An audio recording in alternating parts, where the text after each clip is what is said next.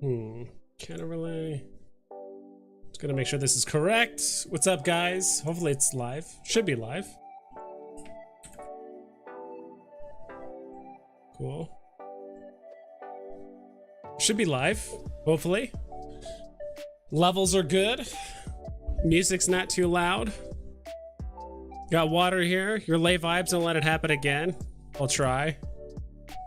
Zeki speakers here. So I added a couple more commands to the bot thing. Unfortunately, no giveaways today. Even if I wanted to, I can't trade anyone anything, and I'd rather not have a giant backlog of things. I can hear you. You're good. Good. Let me see. Yeah, cool.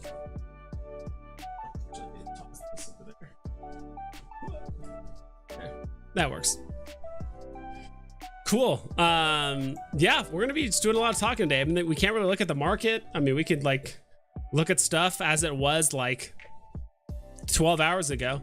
What's poppin' vibes? Not much, man. So we added I added a new emote just for funsies. Got some eyeballs looking at you now. No big deal. Been a crazy day. Yeah, dude. A lot of people getting banned. Stuff about dirty gems because people are either bought stuff on stolen credit cards. I also heard the rumor that basically someone or maybe a group of people found a way to like duplicate gems or found a way to like get just unlimited amount of gems. I'm not entirely sure. So dentist music. Let's go. It's just like non-copyrighted. What do you call it? Non-copyrighted. Trying to remember like the style of music, like lo-fi music. Yeah. What about this one? This is my favorite one, and I might actually make this song like my intro if I do an intro. So yeah. So if you guys, I'm kind of curious. I actually haven't done this before, but kind of curious to see if this works. Give me a sec. Come on, work with me, bot. Maybe it doesn't work yet, or maybe I didn't add it. There it goes. Okay, it did work. Yeah, 40 gems. So, like I mentioned before, you guys do have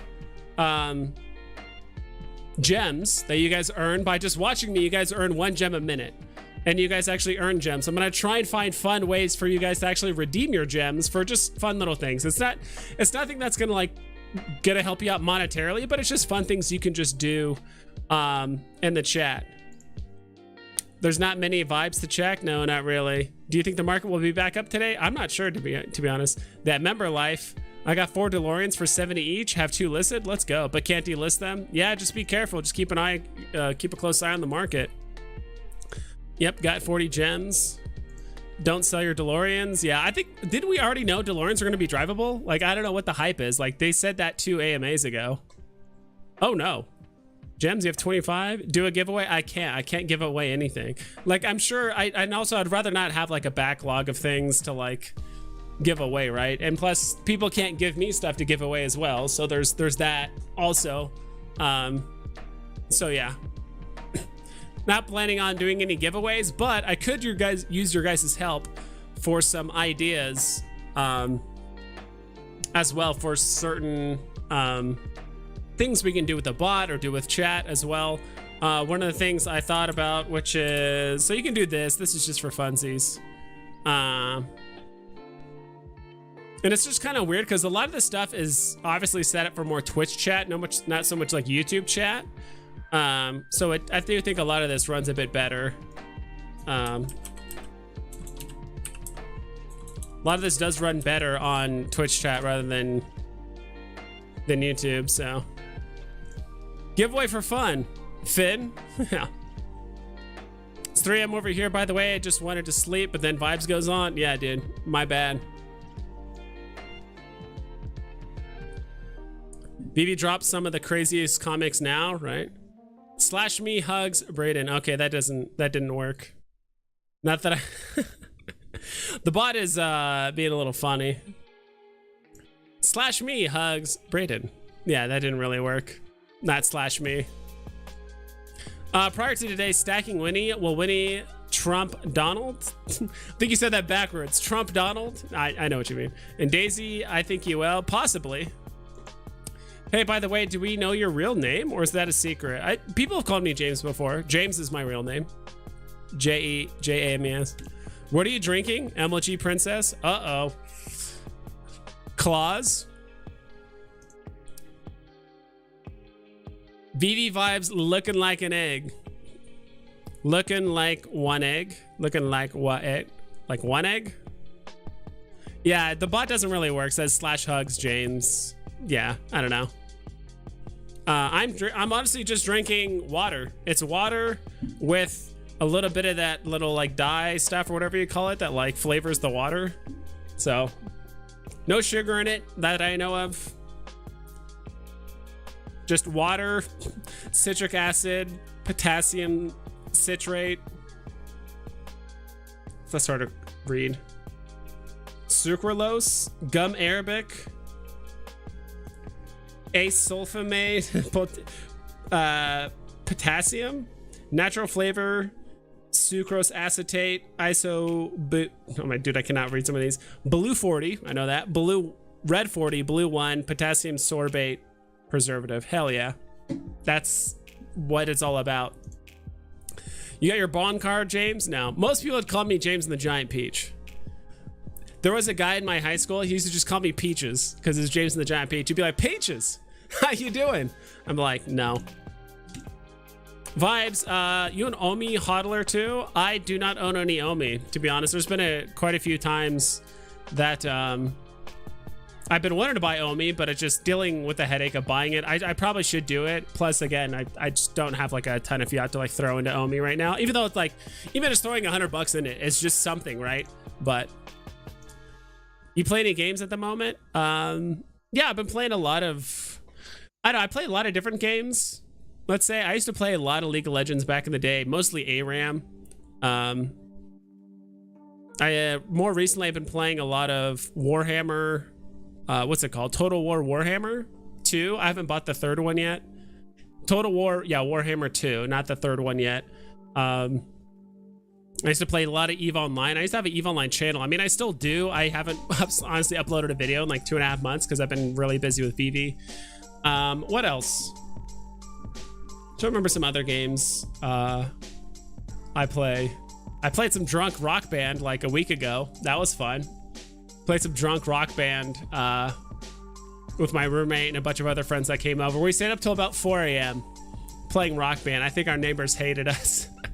But dude, that day just completely destroyed my sleep schedule because I have a weird body clock where like I always wake up around 6:30 a.m., maybe 7. And well, before it was like 7 to 7:30, but because now the time changed, it's kind of screwed with me a little bit. But regardless, like no matter what time I go to bed, I always wake up roughly around the same time. So if I like stay up late, I'll always wake up early and I like can't fall back asleep. Then I just end up taking like a 4 or 5 hour nap like in the middle of the day, and then my day is just rocked. My son is named James. 10 out of 10, solid name. It is a solid name. James is a very solid name. Or some people would call me Jaime or Hamas or Gamer when I used to play a lot of video games. Fire sale right now, yeah. Former Blitzcrank Misfortune mains here. Dude, you are the worst. You are the worst. Rocket League is where it's at. Yeah, I didn't really get into Rocket League. There's just so many good games out there that it's just like hard to keep up with all of them, to be honest. Like I know Rocket League is a good game, but it's just hard to keep up with all of them. Didn't really play much Nintendo growing up. Like the only Nintendo I played was mostly Game Boy, to be honest. And that was a lot of like Link's Awakening, a lot of Pokemon.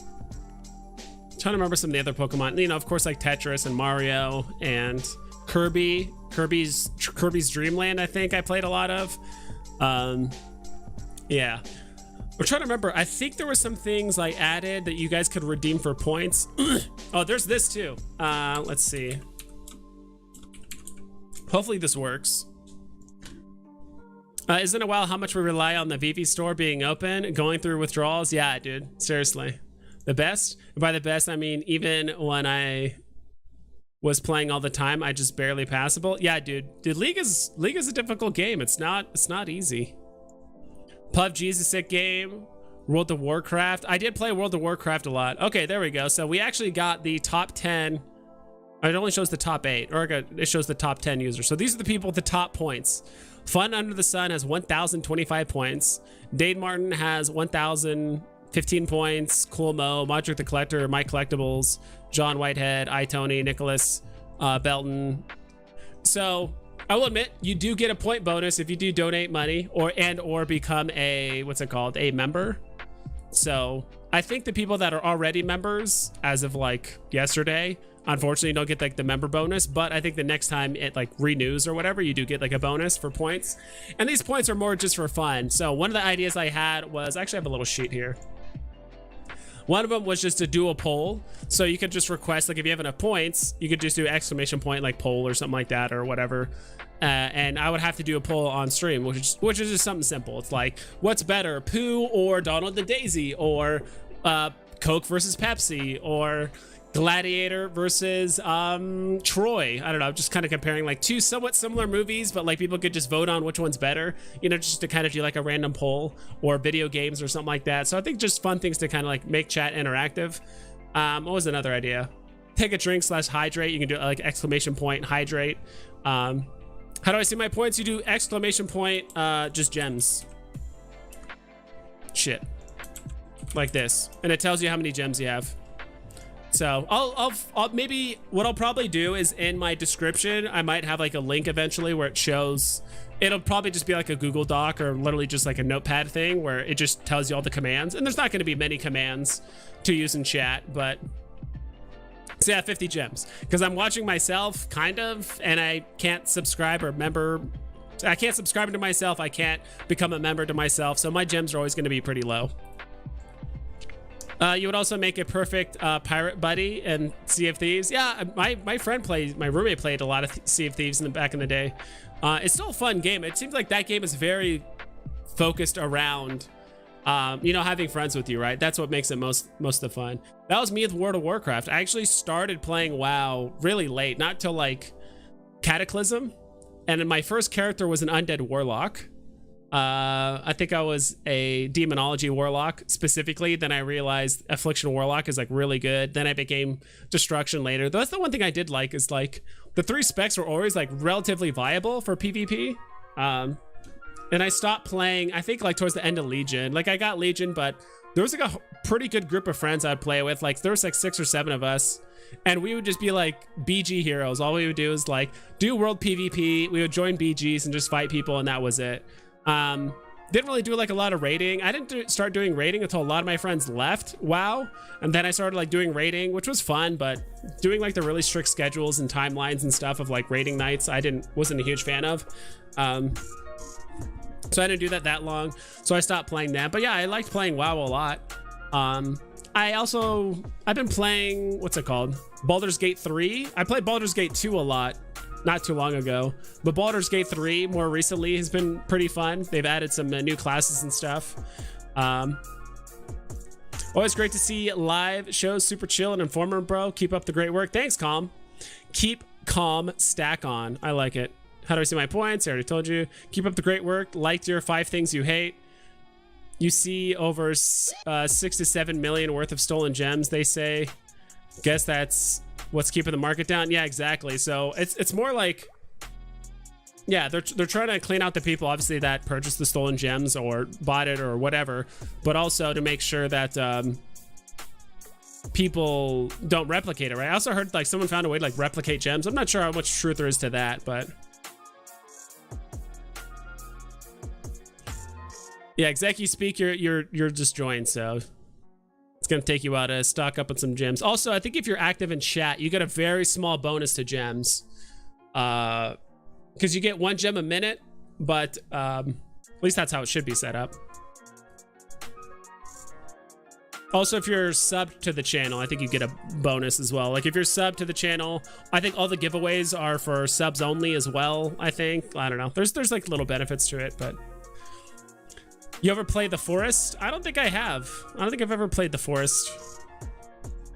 Sweet. Yeah, we'll find a way to do some fun things with the gems. The only kind of crappy thing about YouTube is that the bot, you can see everything that the bot is saying, because usually on Twitch, usually you get a private message from a bot, so it doesn't like flood chat too much, but it's YouTube, so hopefully YouTube will like figure that out. Love the Forest, new one coming soon. Yeah, I don't know what the Forest is. Been playing the Forest since the beta release on PC. Interesting. Hey, what's poppin'? Do you think DeLorean will pump? Maybe. I don't know why it would pump, because like we heard last AMA that the DeLoreans would be drivable, so I don't know why they would pump. Maybe because David, you said it, or Dan, and now it's actually gonna pump. I don't know.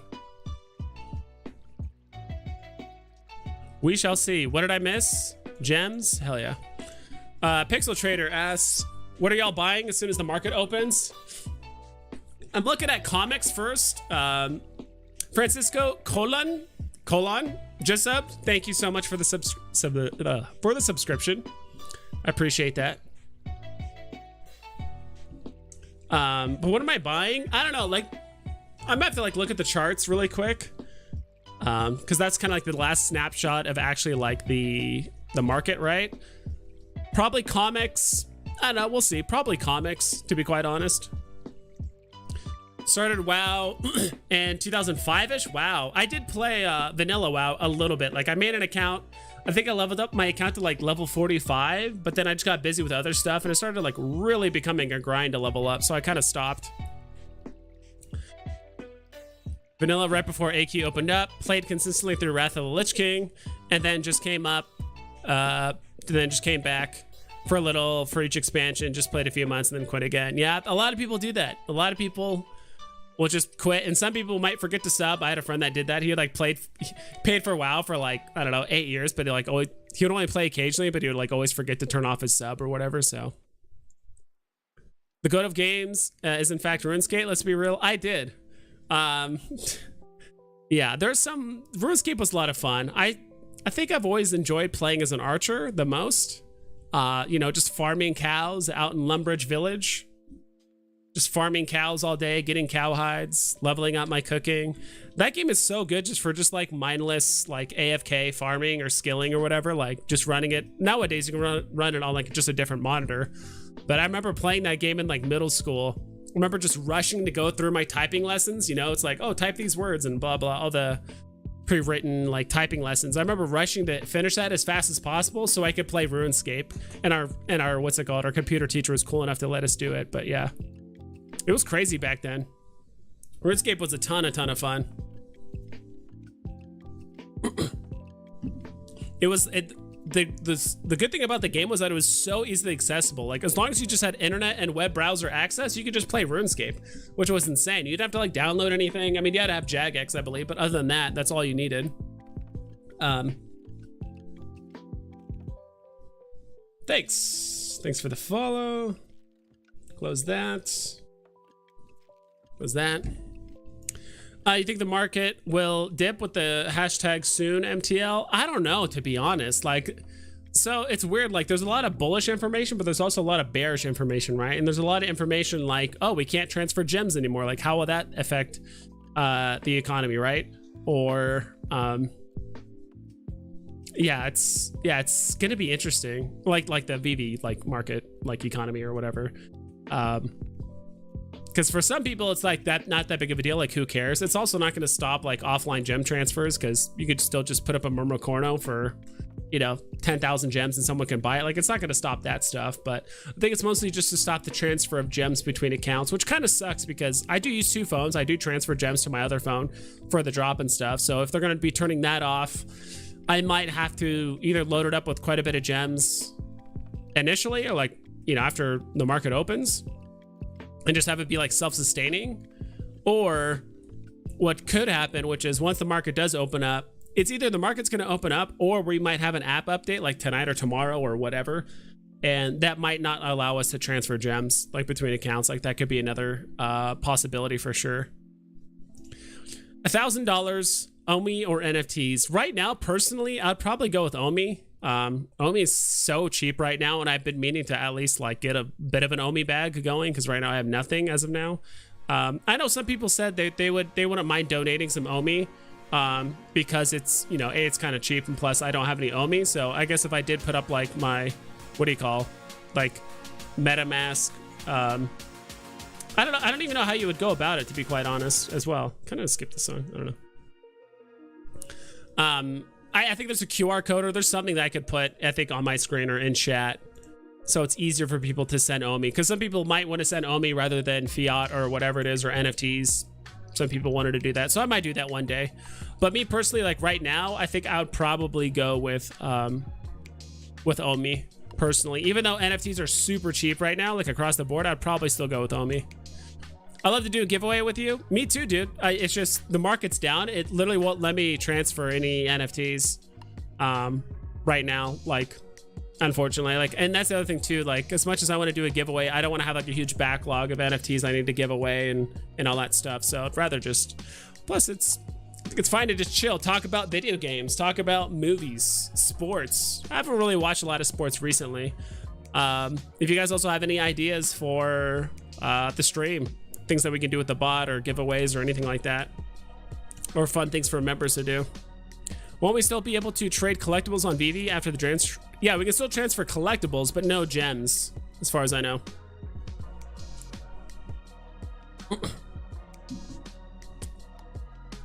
Wow, this new update looks nice. Thank you. Also got some new emotes. Well, I mean, we added one. I removed one, I added one, added that. And be honest, anyone that's a member or even people that are non-members, but do you think I should get rid of the up and down arrows and just add more pictures? Would you rather just have like more pictures or just like silly emotes rather than up and down arrows? Be honest. I want you guys to be honest. Or how about we do this? Can I, well, let me do this. Close this.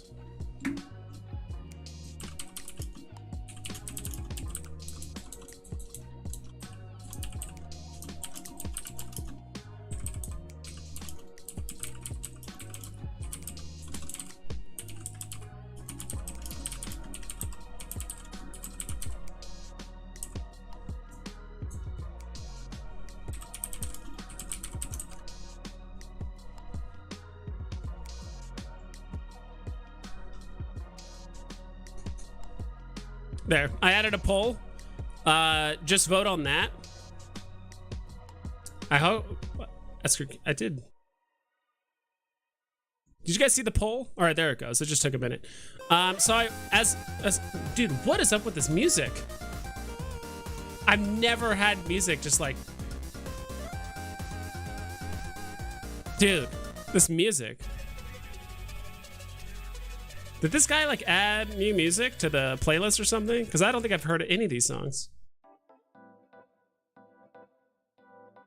Some of these songs are really weird. I apologize. I'm like, what the hell's going on? So with the amount of members I have, I think I can only have 2, 4, 6, 7 emotes right now. And as I get more members, I can add more emotes. So 7 right now is the max for me. MetaMask ERC20 wallet address. Yes, you know, all that. And I can probably learn it pretty quickly. Like, I feel like that's one thing I'm always been good at, is like when I really want to immerse myself into something, I can like learn it pretty quickly. But yeah, I do need to get, I think I do have like a MetaMask account and all that stuff, but I don't think I've connected it to anything or anything. I don't know. You just make an account on OKX, AscendX, or anywhere, and you could just get your wallet address from there and put it in the description. It's super easy. Okay, yeah. Maybe I'll have my, maybe have you guys or maybe my brother help me out, because my brother does have some Omi and he knows that stuff way more than I do. Should I play a game together? Like what? I wish I could like stream a game. I don't really want the channel to go in that direction where I like stream games and stuff.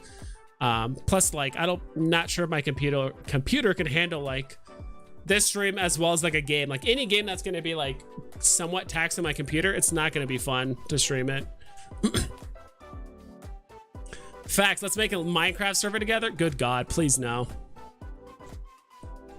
Market is shut down because the 9.9 milli Fastos game was getting too strong. Pretty much. I do think the floor of Fastos was 9.9 mil and no one could handle it, so they had to get rid of it.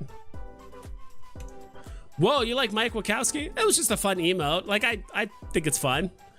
I think eventually, like, I mean, every couple streams, I think it's fun to kind of just add a random emote. I think I got rid of the upside down head Electra.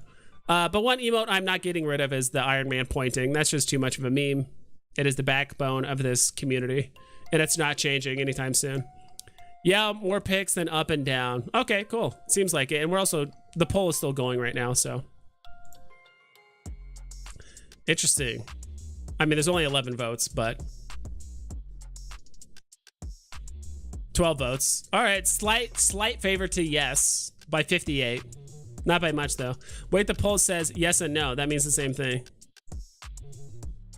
Oh. Good call. Let me see here.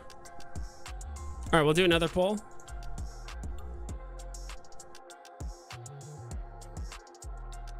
Yeah, I know. I know it's like little yes and no, right?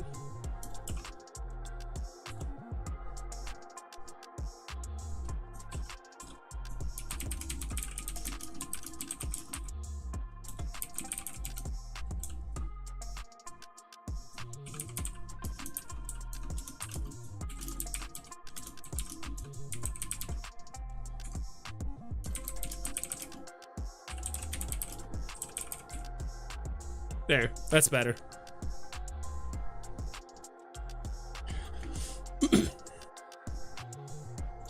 I'm glad you're on. Since the market is closed, this brings me some kind of comfort. That's glad to hear that, Nogi All-Star. I don't even know what shit I have listed on the market, to be quite honest. Like, I've kind of forgotten. And if you guys are curious where I got that Mike Wachowski eye, there it is. It's just super zoomed in on his eye. It's not creepy at all. And in case you guys didn't know, he has a retainer on, which is also awesome. Gotta love it. You gotta love it.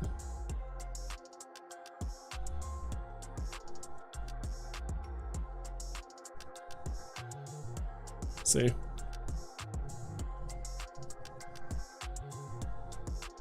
says floor price of Fastos right now is 17 gems. That's unfortunate. He became too powerful. Now they had to take him down a peg. Became too powerful. That pool makes no sense. Yeah, I just realized that. It's kind of like saying, hey, hey, do you want to go eat here or here? And you're like, yes. I'm like, oh, interesting. That makes no sense. Thoughts on the pressure botters will have to get out before KYC is required for an account? I mean, the smart botters, there are ways around KYC, to be honest. Like, you can purchase fake accounts or fake information to get through KYC. Like, that's been actually around for quite some time. The smart ones will do that. The ones that are actually willing to like invest or do it. Like, the botters are still always going to be around no matter what. But yeah, there could be a pretty good exodus of bots, or like bots will just be a little bit less rampant, but they're still going to exist, like, no matter what. It's not like they're gonna all go away by any means. Like, they've made way too much money to just be like, oh no, KYC, I can't bot anymore. Like, there's gonna be ways around it. Might take a little bit of extra legwork, but they'll do it. Yeah, dude, the music is crazy. I don't know what's going on with the music. Hey, got that uncommon king common for 180 during that dip. Uncommon king common king. I don't know. Hey, the bot's working. Look at that. Don't forget to follow me on Twitter at Veve. Yeah, don't forget to follow me on the tweets. All right, I'm going to stop the poll right now because I think it's at a good number.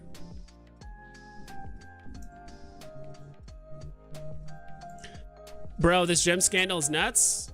Please tell me you know something about it. Just based off what other people have told me, Dax G. You know, some guy bought 100,000 gems for $20,000. He probably got his account deactivated or restricted or banned or whatever.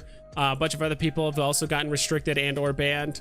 Yeah, I don't know how many gems exactly, like millions, or how much of the millions were scammed. You know, that are they bought with like stolen credit cards? Did someone find a way to like duplicate gems? I don't know. Also, I heard that person bought like 420 like Winnie the Poohs. But that's the real question. It's like, what's going to happen to those Winnie the Poohs now? Are they going to be put back up on the market? Are they going to be locked up forever in that person's account? Are they going to be locked up for 5 years, 6 months? Is he ever going to have access again? Because that's like 3% of the supply of like all the Winnie the Poohs, which isn't insignificant, right? I have some DeLoreans posted cheap. I want to put them up a bit since I know they're going to pump for a day. Yeah, you kind of have to keep an eye out for that. I'll be honest, I really hope, because I hope Veve knows this, and maybe I should tweet it out to them.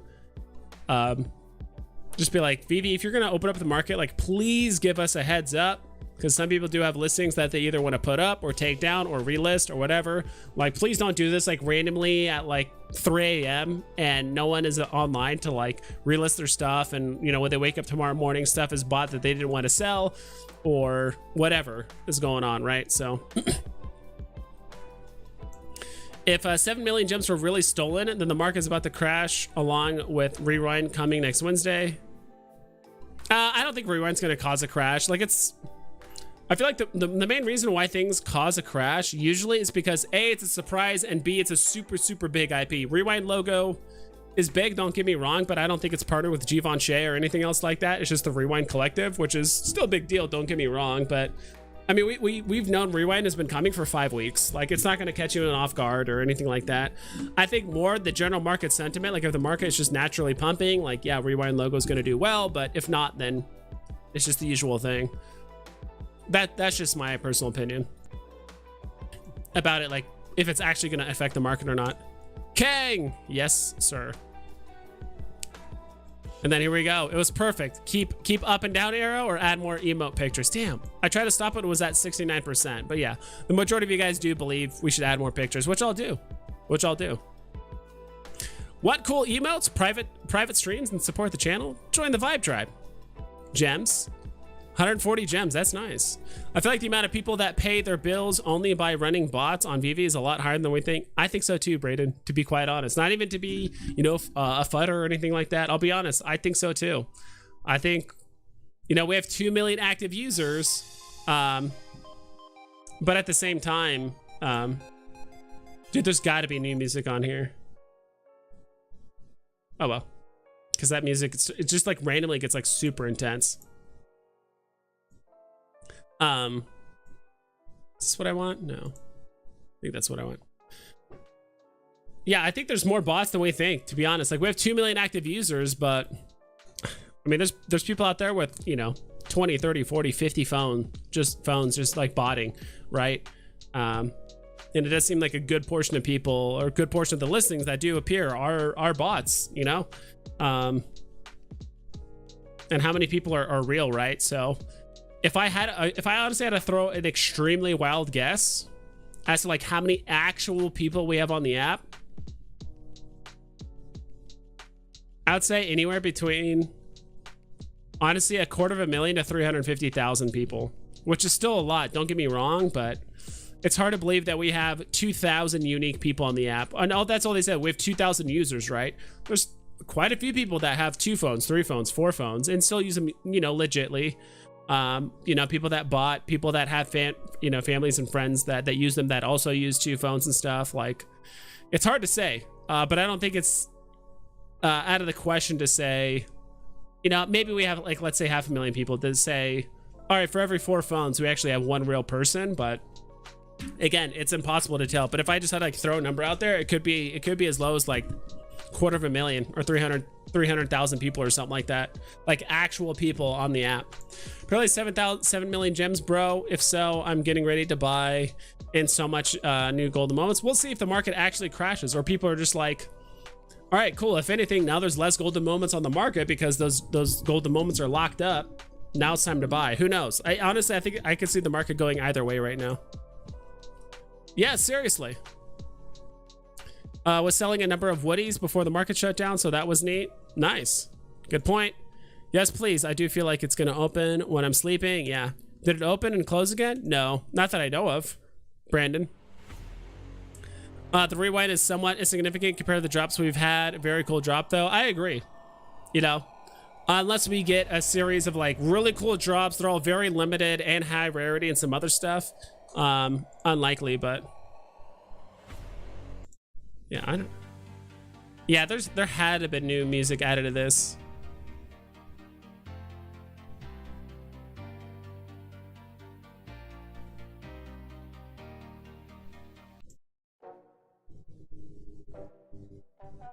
You know what? I think I know the issue. All right, let me fix this, hopefully. I think I figured this out. This one doesn't sound too bad, but other than that.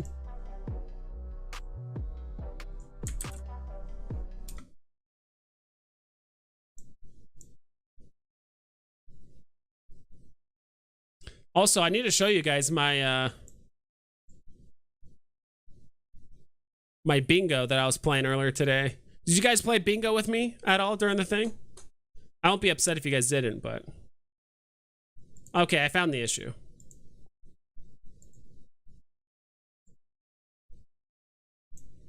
It was the wrong like playlist or something like that. I'm like, what the hell is going on? I think.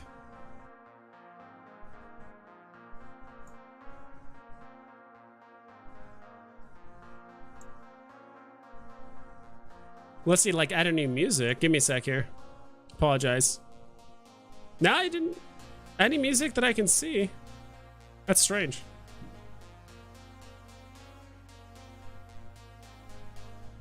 Okay, cool. Did you guys play bingo with me? I was playing bingo, actually.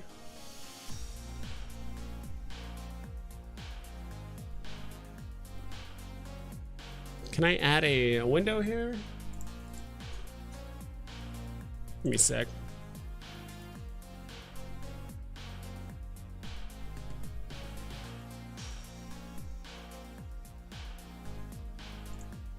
Which one is this? Let's see if I can get this going. There it is. All right, this might cover up my face. Hell yeah, you guys want to see that instead of my face? I was playing some bingo, actually, during the thing. I don't know if you guys can see that. Hell yeah. I was playing some bingo during the drop. Or not during the drop, during the announcements. I got really close to bingo, but I didn't get it. I'm surprised, honestly, they said nothing about the Veveverse. Maybe they did and I didn't hear it, but they said nothing about the Veveverse. I was super surprised. So no Omi buybacks. They didn't really mention that. They didn't, I mean, they kind of explained why the market was closed, but not really. No one messed up saying interoperability. There wasn't reason to talk about bridging Omi for 5 minutes. No mention of Disney Golden Moments. Alex was kind of saying this in the chat before the announcement happened, like don't expect anything big. Veve team shouts out a content creator, but they did talk about restricted accounts, new market feature, which is I consider to be the search function for the market. Hashtag soon was a freebie for everyone because everything's hashtag soon. It's being tested was like, you know, the queue system, MTL, all that stuff. They did bring up MCP and OUP. They did bring up Know Your Customer. They did bring up the web platform, MTL obviously. Brought up Omi exchanges and comics and showrooms. But no Alfred Kahn, no HRO recur, no new IP announcement, no quality assurance on collectibles because a lot of people were complaining about Elektra and just how bad like a lot of the Marvel comic, not Marvel comic, but just Marvel collectibles are. We busted X amount of, I just put that under bots for the most part because they did talk about bots a little bit. And yeah, no Omi buyback, anything like that. So I had a little bit of fun doing that. I had some fun doing that, but I didn't get a bingo, so it is what it is. My opinion, based on who knows what the gems thing is, the market might flash crash and open. Yeah, it could flash crash. That could be definitely in consideration. But after we get back to where it was shortly after, I could see that. It's just whoever's first on the app. I just think like if the market like opens, I feel like more people are just likely to buy, right? I don't know. Like if we have enough lead time, if enough people can get ready for the market, I feel like it's more likely to dip, right? Because people need to list stuff in order for the market prices to drop, right? But if very few, like I don't know how to explain it, but like very few people can do a lot of, you know, damage. They can move the market a lot by just buying up a bunch of stuff. But if you don't have enough people on the market to really like relist their things or start undercutting, like the market just won't move that much. I don't know. From Twitter, over 80 accounts have been banned so far for buying dirty gems. A guy with the username Jelly Gems sold 800,000 gems at a 0.2 rate and crashed the market. More to come. Is that actually a thing, or are you just making that up, Space Ben? You're killing us with this music. Hey, deal with it. I don't know what to tell you. It's chill. We're vibing. Start vibing, Mark. It's all right. What source? Yeah, that's what I want to know. You think the stop of gem transfers could even kind of pump the market, since every gem transaction will not be done via statues or like collectibles? Potentially. I know that's kind of one thing I'm figuring out. Like, I have my other phone, which all I do is I transfer enough gems for the drop. If I don't win, I just transfer it back, which is what most people do. But now that I won't be able to do it, maybe I'll have to actually transfer like 120 gems so it has enough gems for, you know, the next couple drops. And then when it does want to drop, and if I want to sell it, I'll sell it anyway. And that account might just be self-sustaining. And then when I eventually do want to cash out or like bring it over to my main account, I could send it over. I don't know. Not 100% sure, to be quite honest. I'll have to figure that out. Disease for dinner. What's up? That might be right. It might be much more in line with Veve's projections than they think. Yeah, that's true. Excited for the first waitlist drop in April. We'll see. I'm kind of curious about that too. I'm kind of just curious to see how it plays out, what it looks like. How are you notified? What are the chances of you winning? You know, all that kind of stuff. Like, will you actually get to see how many people are in queue? I could have sworn Dino also mentioned something like the queue system would only work for like 200,000 people or something. I don't know if he got that information mixed up, but I don't know. And I'd go upwards of like 750K. Probably not that many actual investors though. Imagine telling your friends you just made 10K in an hour botting on an app. Like, what? That's true. Uncontentified, baby. Yeah. 100% more bots than actual investors though. Yeah, I think so as well. It could be more. It could be, like I said, if I just throw in a random number out there, right? But it does seem like the same humans or the same people win drops over and over and over, right? But there are a lot of people on the app. And that's the other thing too. It's impossible to even find other people on the app. Like, you can't, there's no search function. There's no nothing unless people actually have stuff posted. MD, I also think it's funny how Veve said they want to stop bots with the transaction ban, but actually this is not what's stopping anything. Only difference is that Veve gets a cut from every off-app sale. True. That is true. Rumor has it the remaining Rewind Collective cards will drop March 30th. It's pretty much confirmed. Rewind Collective on Twitter did say that they straight up just said that the drop is, hold on, let's see if I can actually show this.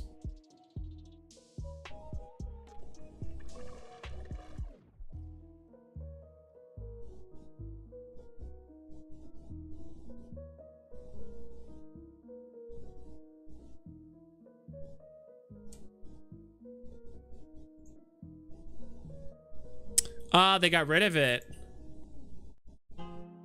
But they did say it. Here, I'll show it here. Whoops, that's not what I wanted to show. I want to show this other.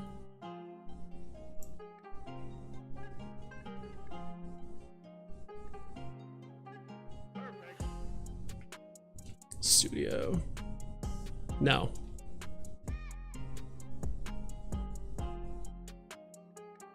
Is it not on here? The hell? It's not showing Twitter as an option. That's not it. That's just my face. There it is. There we go. That's what I want. They said it right here. The remainder of the House of Cards Series 1 will be released on Veve. On the Veve app on the 30th of March. Veve. And it's funny because I actually took screenshot of this and showed it to other content creators, like, all right, it's happening on the 30th, which is funny because a lot of other people retweeted it, like Randy Chavez retweeted it, a few other people did. But when you try to click on the original tweet, I think they took it down. So I don't think they were supposed to let people over at Veve know that that's when the drop was actually happening, but then they took it down. So cat's out of the bag at this point. It's happening literally the last day of this month, so yeah, it's I mean, they tweeted it out. Could it happen sooner now? Like, could they move it up the schedule? Maybe, but I don't see any reason why they would. Yeah, like none of the people bought at a 0.2 rate via gem transaction all went through the collectibles and got a huge cut. Yeah, that's true. And that's the other thing, right? Like if you did buy a bunch of stuff, like if you did buy a bunch of dirty gems, whether you knew it or not, I mean, the best thing to do is to buy collectibles immediately, right? Like technically Veve can't take them away from you. At least that's what we've been told. And even if they do lock up your account for 5 years, 10 years, whatever, like all the Winnie the Poohs you bought are going to be worth way more 5-10 years from now. Like, I'd rather have 20 grand worth of Winnie the Poohs right now than 20 grand just in raw gems 5-10 years from now, right? Veve needs to tweet they're working on this gem scandal or something. Like, the market could be down for a while. If they have to correct the stolen gems that we're all circulating, yeah. Dude, maybe it's... What in the actual... Hold on.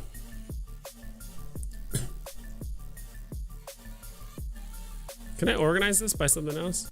Dude, some of this music is... It's supposed to be chill. And some of this music is giving me like appendicitis.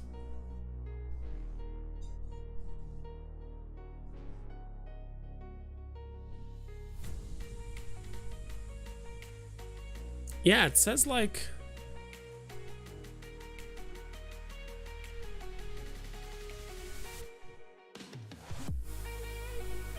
I don't know. Whatever, I'll just turn it down a little bit. Hope it's not like too overbearing or whatever, but I'm working on... Yeah, I mean, I don't... It'd be nice to know at least like a guesstimation when the market's gonna open, because like, whatever, how long it takes them to deal with the scandal, that's fine, but I mean, technically, the market being closed, they can still do drops. Like, I mean, they could have the market closed for an entire week.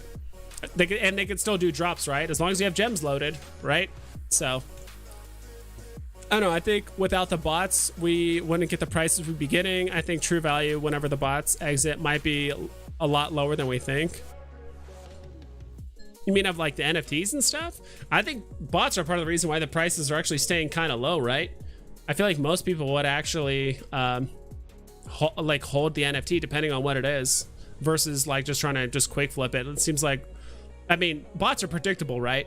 They always want to sell it quickly, and there's usually massive sell walls, usually. Not always, but they're pretty predictable. But when it comes to a human, you know, it's a 50-50 shot whether they want to sell it or get rid of it. But bots almost always want to get rid of it 100% of the time. I'm sure they had to pay it back as if it was though Monopoly money. Yeah, I think it depends on the collectible.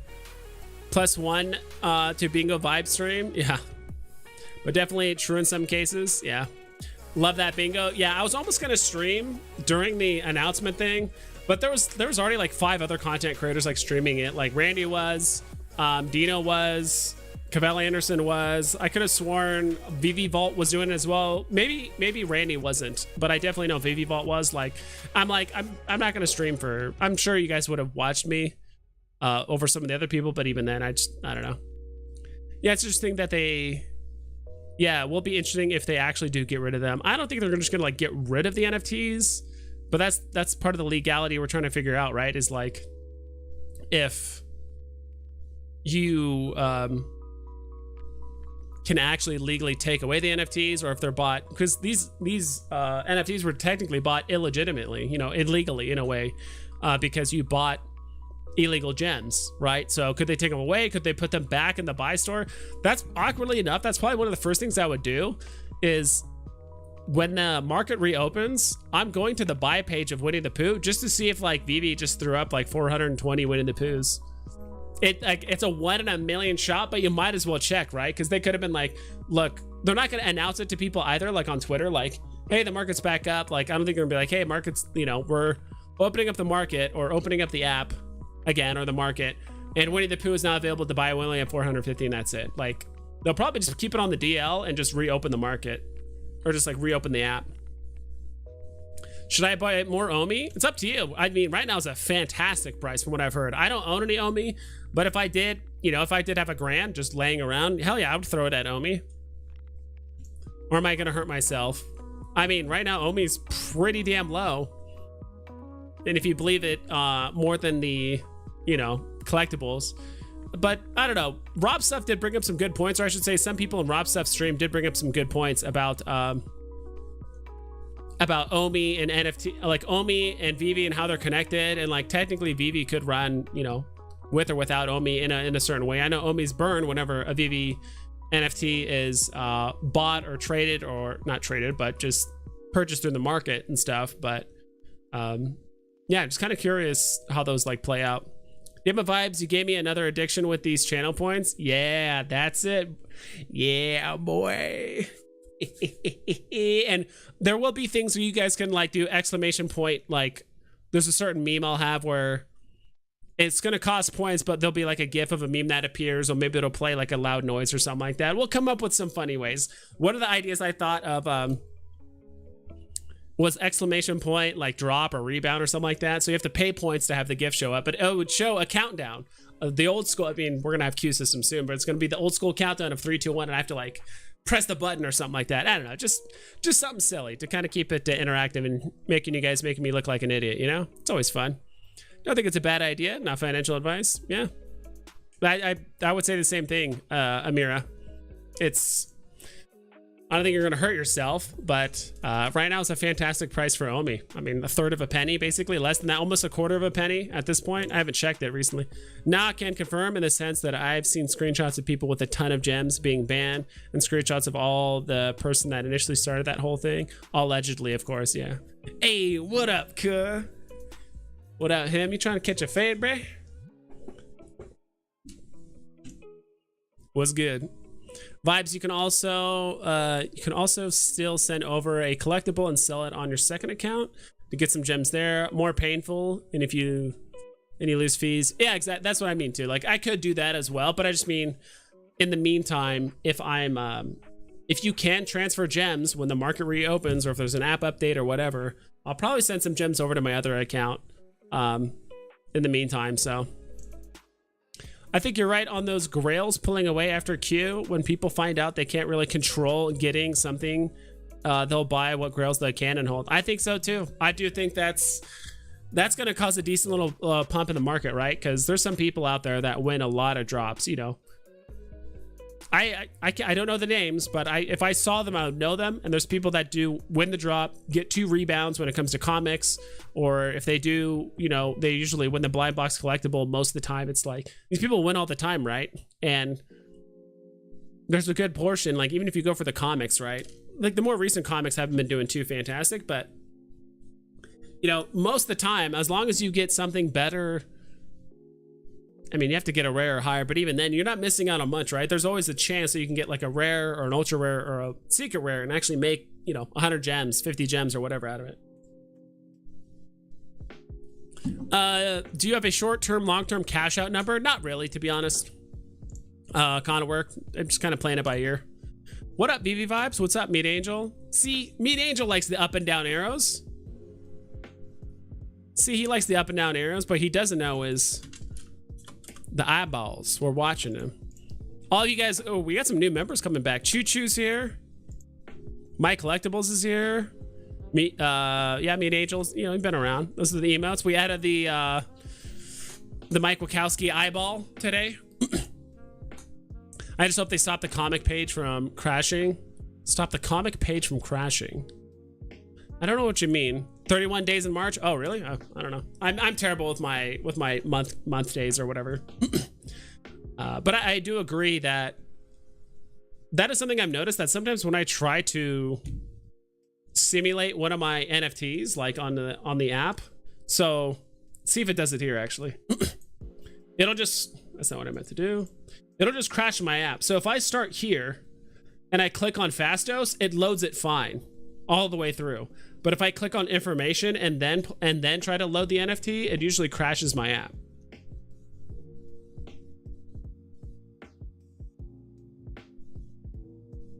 All right, never mind.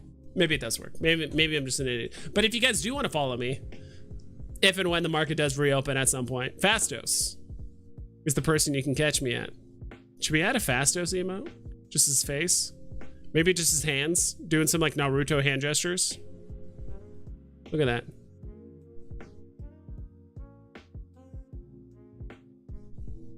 Let's go. Let's go, Fastos. All right. Enough of that.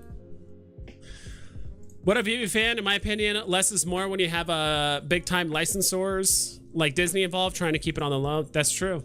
What up, Veve? Crazy day today. Agreed. Imagine if someone leaked their drop schedule for the next couple months. That would be nuts.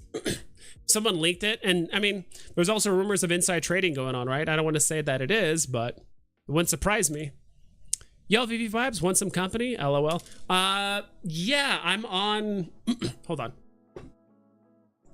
That didn't help. I forgot to mute, but whatever. You're gonna have to do this on Discord because I am not on what's it called, Streamlabs or anything like that. So let's see. And I would also have to add you as a thing, but we can figure it out. Let me know if Discord's okay with you by collectibles. If not, or if you'd rather just whatever. But if you're okay with Discord, then yeah, let's do it. What if they try to change it up? Maybe. Aaron, let's get Aaron in here. Not financial advice, this would be the best time to buy Omi. I think so too. I think that's what Sam Guido is saying. Potentially. Yo, Vibes. Or is that a reference? Canada plus desert equals, because I do live in Arizona and that leaf kind of looks like the Canadian leaf, I guess, in a weird way. Yes, the Iron Man eyes. Yes. Oh, planning to cash out in like 10 years if it's enough to retire. That too. Some people do have that plan. Brandon Jenkins, the comics page in the marketplace crashes when you scroll too fast. Comics page. Oh, does it? Comics page in the marketplace crashes. I haven't had that issue. I've had it where it shows like duplicate comics and stuff, but I don't think I've ever had it crash. I think usually as a buyer, you are protected against illegal activities of your seller as long as you don't have any reason to believe that I was acquired illegally. Yeah, let's see. I knew shady stuff was going on in the app. Great for Veve shutting it down. Yep. Regarding how some NFTs look, do you think they will update them to look better? Look better. Also, imagine trading a full set of Steamboat Willie to SR Steamboat Willie. What the hell? Is that what WTH means? Full animation like the one we see on TV. I don't know.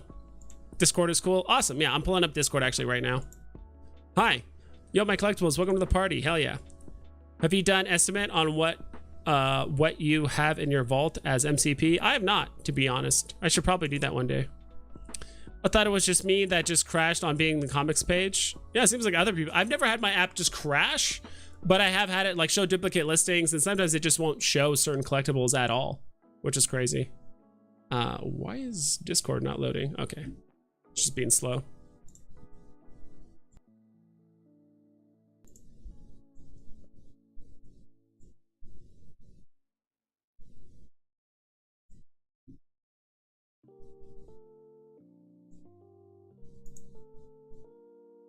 All right, let's see here. Yeah, that's the only issue with not using Restream is that it can be a little bit difficult to get people on the stream and hanging out and stuff.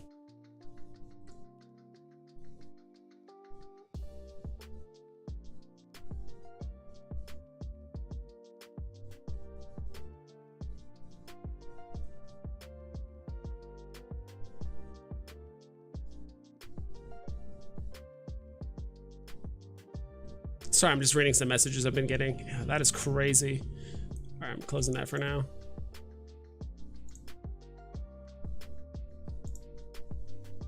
All right.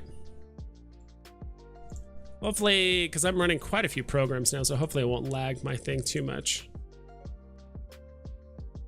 Probably help if I close this as well. Trying to save my computer from having a heart attack. So this, close that.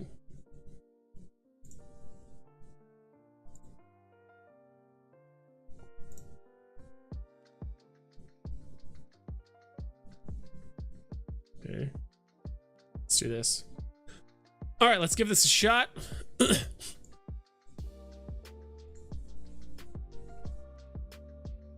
Oof, I can already tell it might be a little laggy, but we'll see.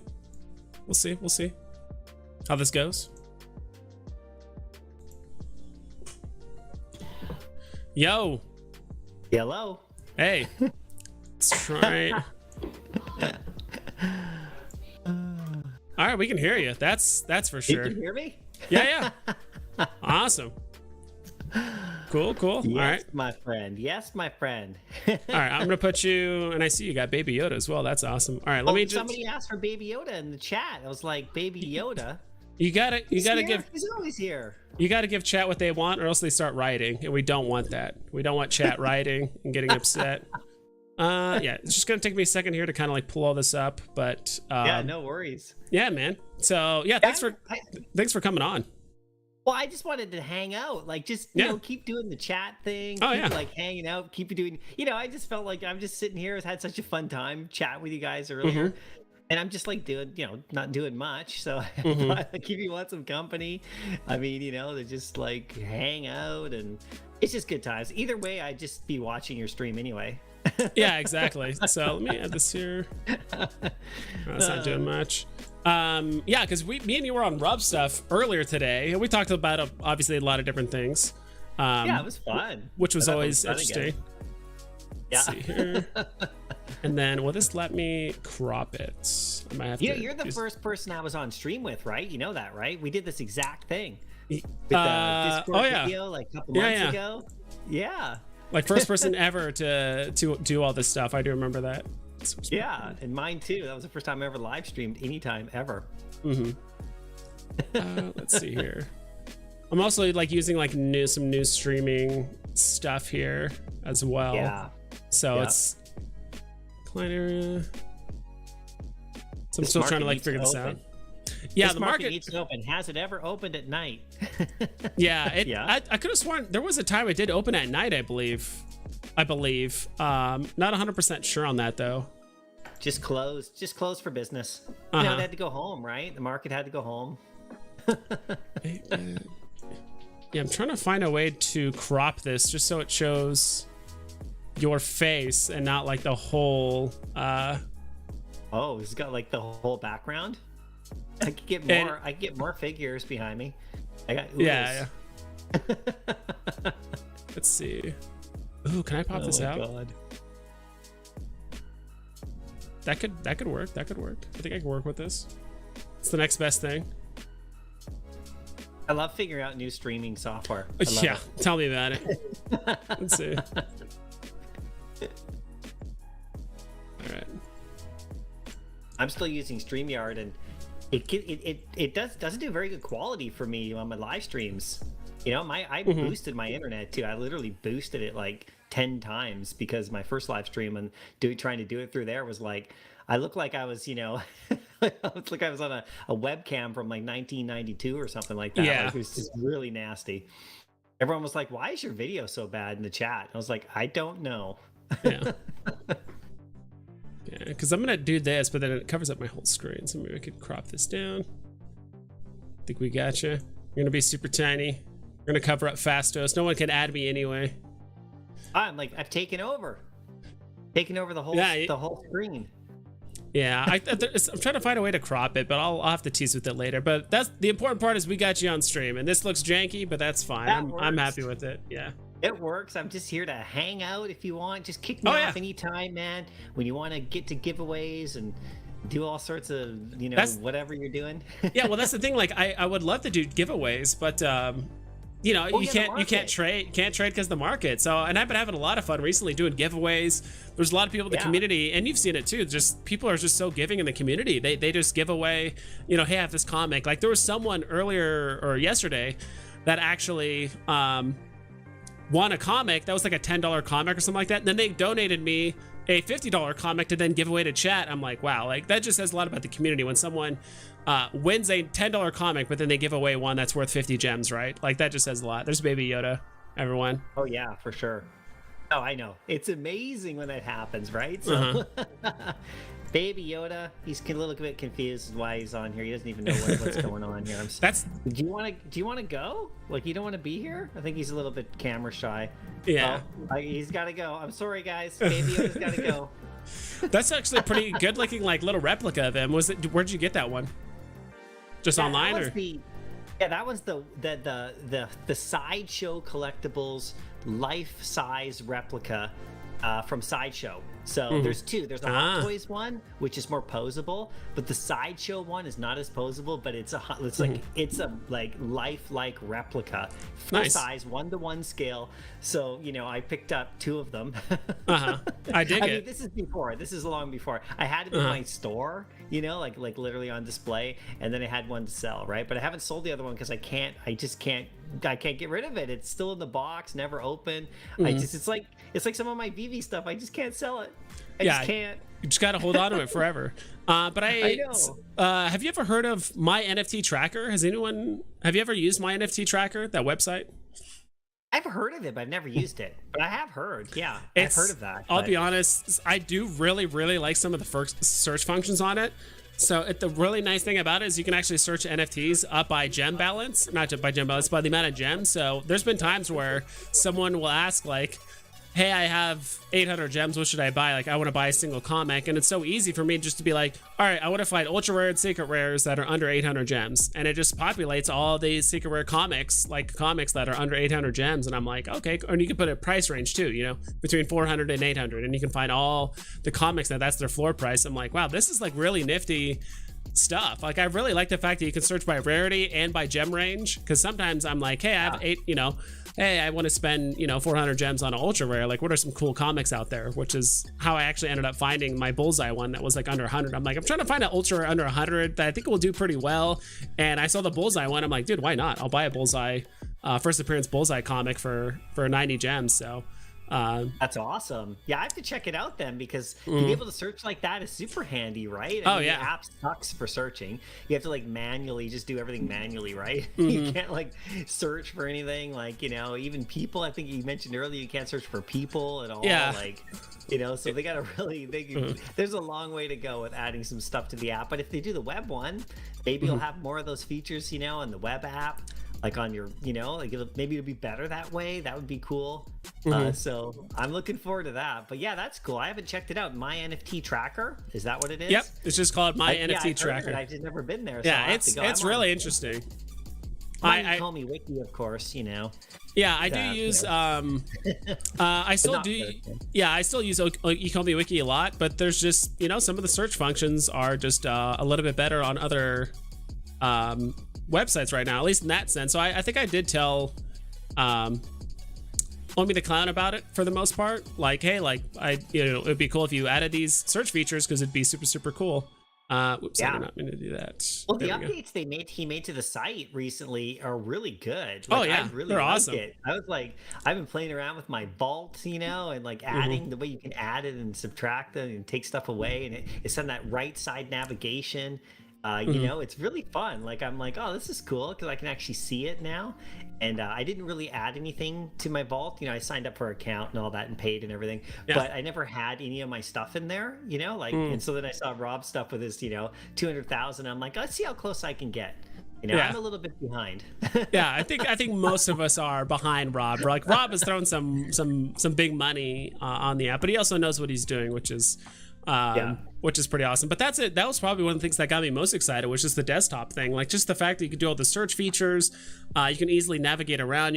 There's the search function. The bidding system seems pretty seamless, where you can actually see all the bids that you're currently on right now, which I think you can kind of do now, but it's just not as easy to do it. So it just seems like one of those things that's going to save a ton of time. But Brandon Jacobs did have a question. If Obi-Wan will be, if we get Obi-Wan, will we also get Vader? Do you think they'll be dropped together, or just Obi-Wan? Probably around I think he's thinking around the Obi-Wan show release, right? Which is a show, not a movie, right? I think a lot of people thought it was going to be a movie. I did, to be quite honest. Yeah, it's a show. The big question of that show is, are they going to interact? Because Hayden Christensen, the Vader actor, from the prequel movies, he's obviously in the show. He's cast in there to reprise his role as Vader. So he'll probably take his helmet off at some point so we can see his face, Otherwise, it'll just be the actor that's played Vader in Rogue One, maybe. And, when they walk around, and he was I can't remember his name, but there's a new actor for that. And, in the suit, right? Just like in the original movies, how it was like Peter Mayhew. Oh, no, sorry, that was Chewie. It was the guy from the UK, you know, the big bodybuilder dude. Dave Prouster, I think his name is. He was Vader in the suit, you know, and so they have a new guy. So Hayden Christensen will be in the show, but you know, it'll be interesting to see if, like, you know, if Veve would drop them together in the app, because we don't know if Vader and Obi-Wan will actually interact in this TV show, because you know, in the New Hope, the original movie way back when, right? Yeah. That was seemingly the first time they had met since, you know, the lava fight, right? Yeah. And, you know, Vader's like, he should not have come back. And there's the whole dialogue around their first time they've seen each other, you know? So if they see each other in the TV show, it kind of wrecks the continuity of that original movie. Like, no, they actually did see each other at some point in the middle. So I don't know if they'll put them together, if they drop them in the app. I don't know if they would put them together in the show. They'll both be in the show, obviously. Yeah. It's a, you know, Vader's supposed to be in it, but will they actually interact? And if they did have another little mini battle or maybe a conversation or something, that would kind of they have to do it right, otherwise the original movie kind of gets a bit wrecked, right, with that final battle they have, you know, when they're all old, you know, when Obi-Wan's all old. So I don't know if they would drop them together. I think they'd probably just drop them as a one-off, like, you know, but I don't know if they would do, like, it seems weird to me, Veve vibes, like, I can see, like, you know, Iron Man, or I can see like Elektra, you know, in multiple poses and things, but it's almost like, would they do that with Vader? Like, would they have Vader in there with multiple poses? Because every single one of those poses would be absolutely unbelievably legendary.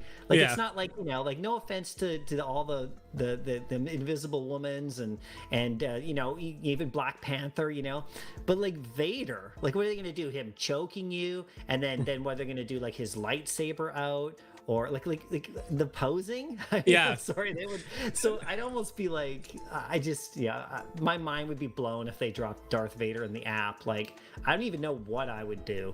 You know, I really don't even know what I would do. Yeah, I would go after him. That's for sure. Oh yeah, and I think that was kind of the question, right? Like, it seems like they are, at least on the Marvel side of things, it does seem like they try to, like, milk as much as they can out of the characters, right? It's not like they could have just done an X-Men blind box drop, like, oh, here's Wolverine and Professor Xavier and Colossus and Nightcrawler and this and that, but they just do, like, no, we're just doing Storm, and now we're just doing Sue Storm, and like, it seems like they're really taking their time, slow releasing. Same thing with the Fantastic Four, right? You know, we kind of got that blind box variety for the Marvel Mighties. I wasn't around for that drop. That was like really early 2021, it seemed. But when they did it for Sue Storm, they could have just done literally the Fantastic Four plus Doom. Like, there's 4 characters, there's a 1 bad guy. They could have just done it that way. But maybe it's probably more of an issue of just production time. They need to take time to make those. And I do think all the Marvel characters, I think they are made from the ground up, because all the DC ones are statues. They're worked on by artists. There's actually physical statues. So I think DC just gives all the digital assets as well as just the renderings and stuff to like Veve, and it's just a plug and play for them. When it comes to like Marvel characters, though, there's no statues of them necessarily. It's not really based on anything. So I do think they outsource it to a studio that makes it, and it's built from the ground up, which is very difficult. So I think that's why a lot of the time it's just one character, but made in 5 different poses, because it's pretty easy to move the character around, I would imagine, after you make it. But that's much harder. If they put out like Luke, you know, or like a humanoid that does not have a mask, and they mess up the face, that's gonna make Star Wars people mad. So if you put out Vader, though, you can't really mess him up. He's got a helmet. You just do the helmet, the suit. It looks great. There's no like, oh, that doesn't really look like Mark Hamill, you know?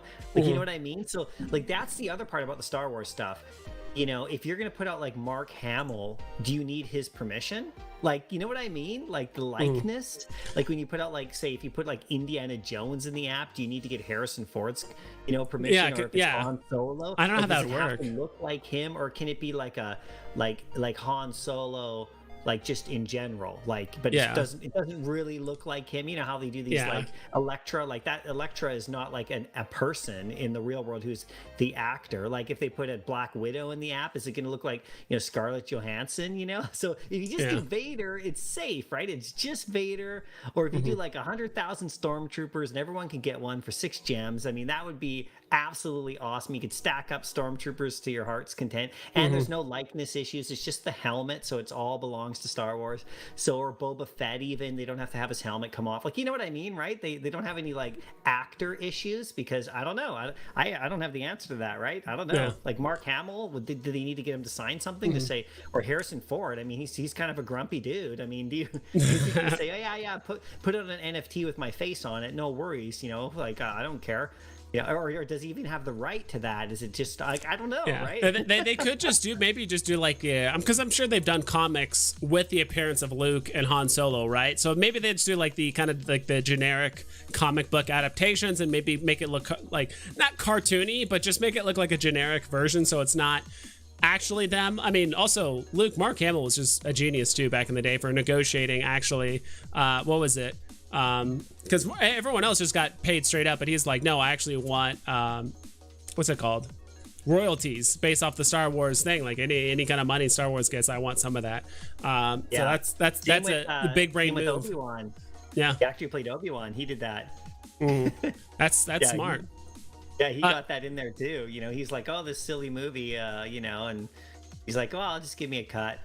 Yeah, like, dude, if you want to see a really good YouTube video, I'll shoot it over to you if I remember, which is I think it's called Obi-Wan Has PTSD. Have you ever seen that YouTube video? Oh, dude, yeah, that's such a good one.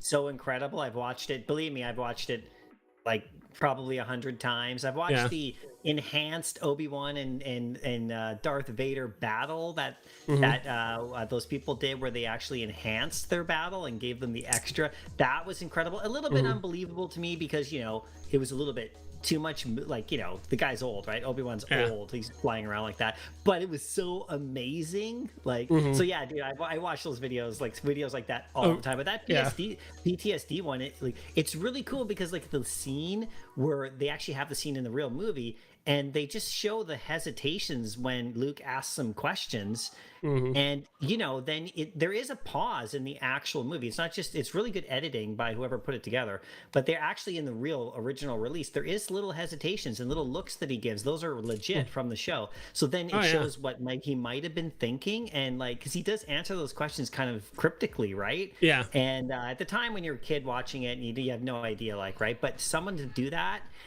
fill in the gaps of what he might have been thinking, like, really quickly, so beautiful. I'm a Star Wars nut. What can you tell? Oh yeah. Oh no, it's and that's part of the reason why I asked. That just kind of came to mind. I'm like, dude, that is so done. But I do remember someone, I don't know if it's probably confirmed or not, but I could have sworn someone in the comments of that video said that the actor that played Obi-Wan was actually in World War II. Like, he was actually he was actually in that thing, and I think George Lucas told him, because technically that's true. Obi-Wan was in the Clone Wars, so it's like he's like, I want you to kind of channel that and reflect upon it.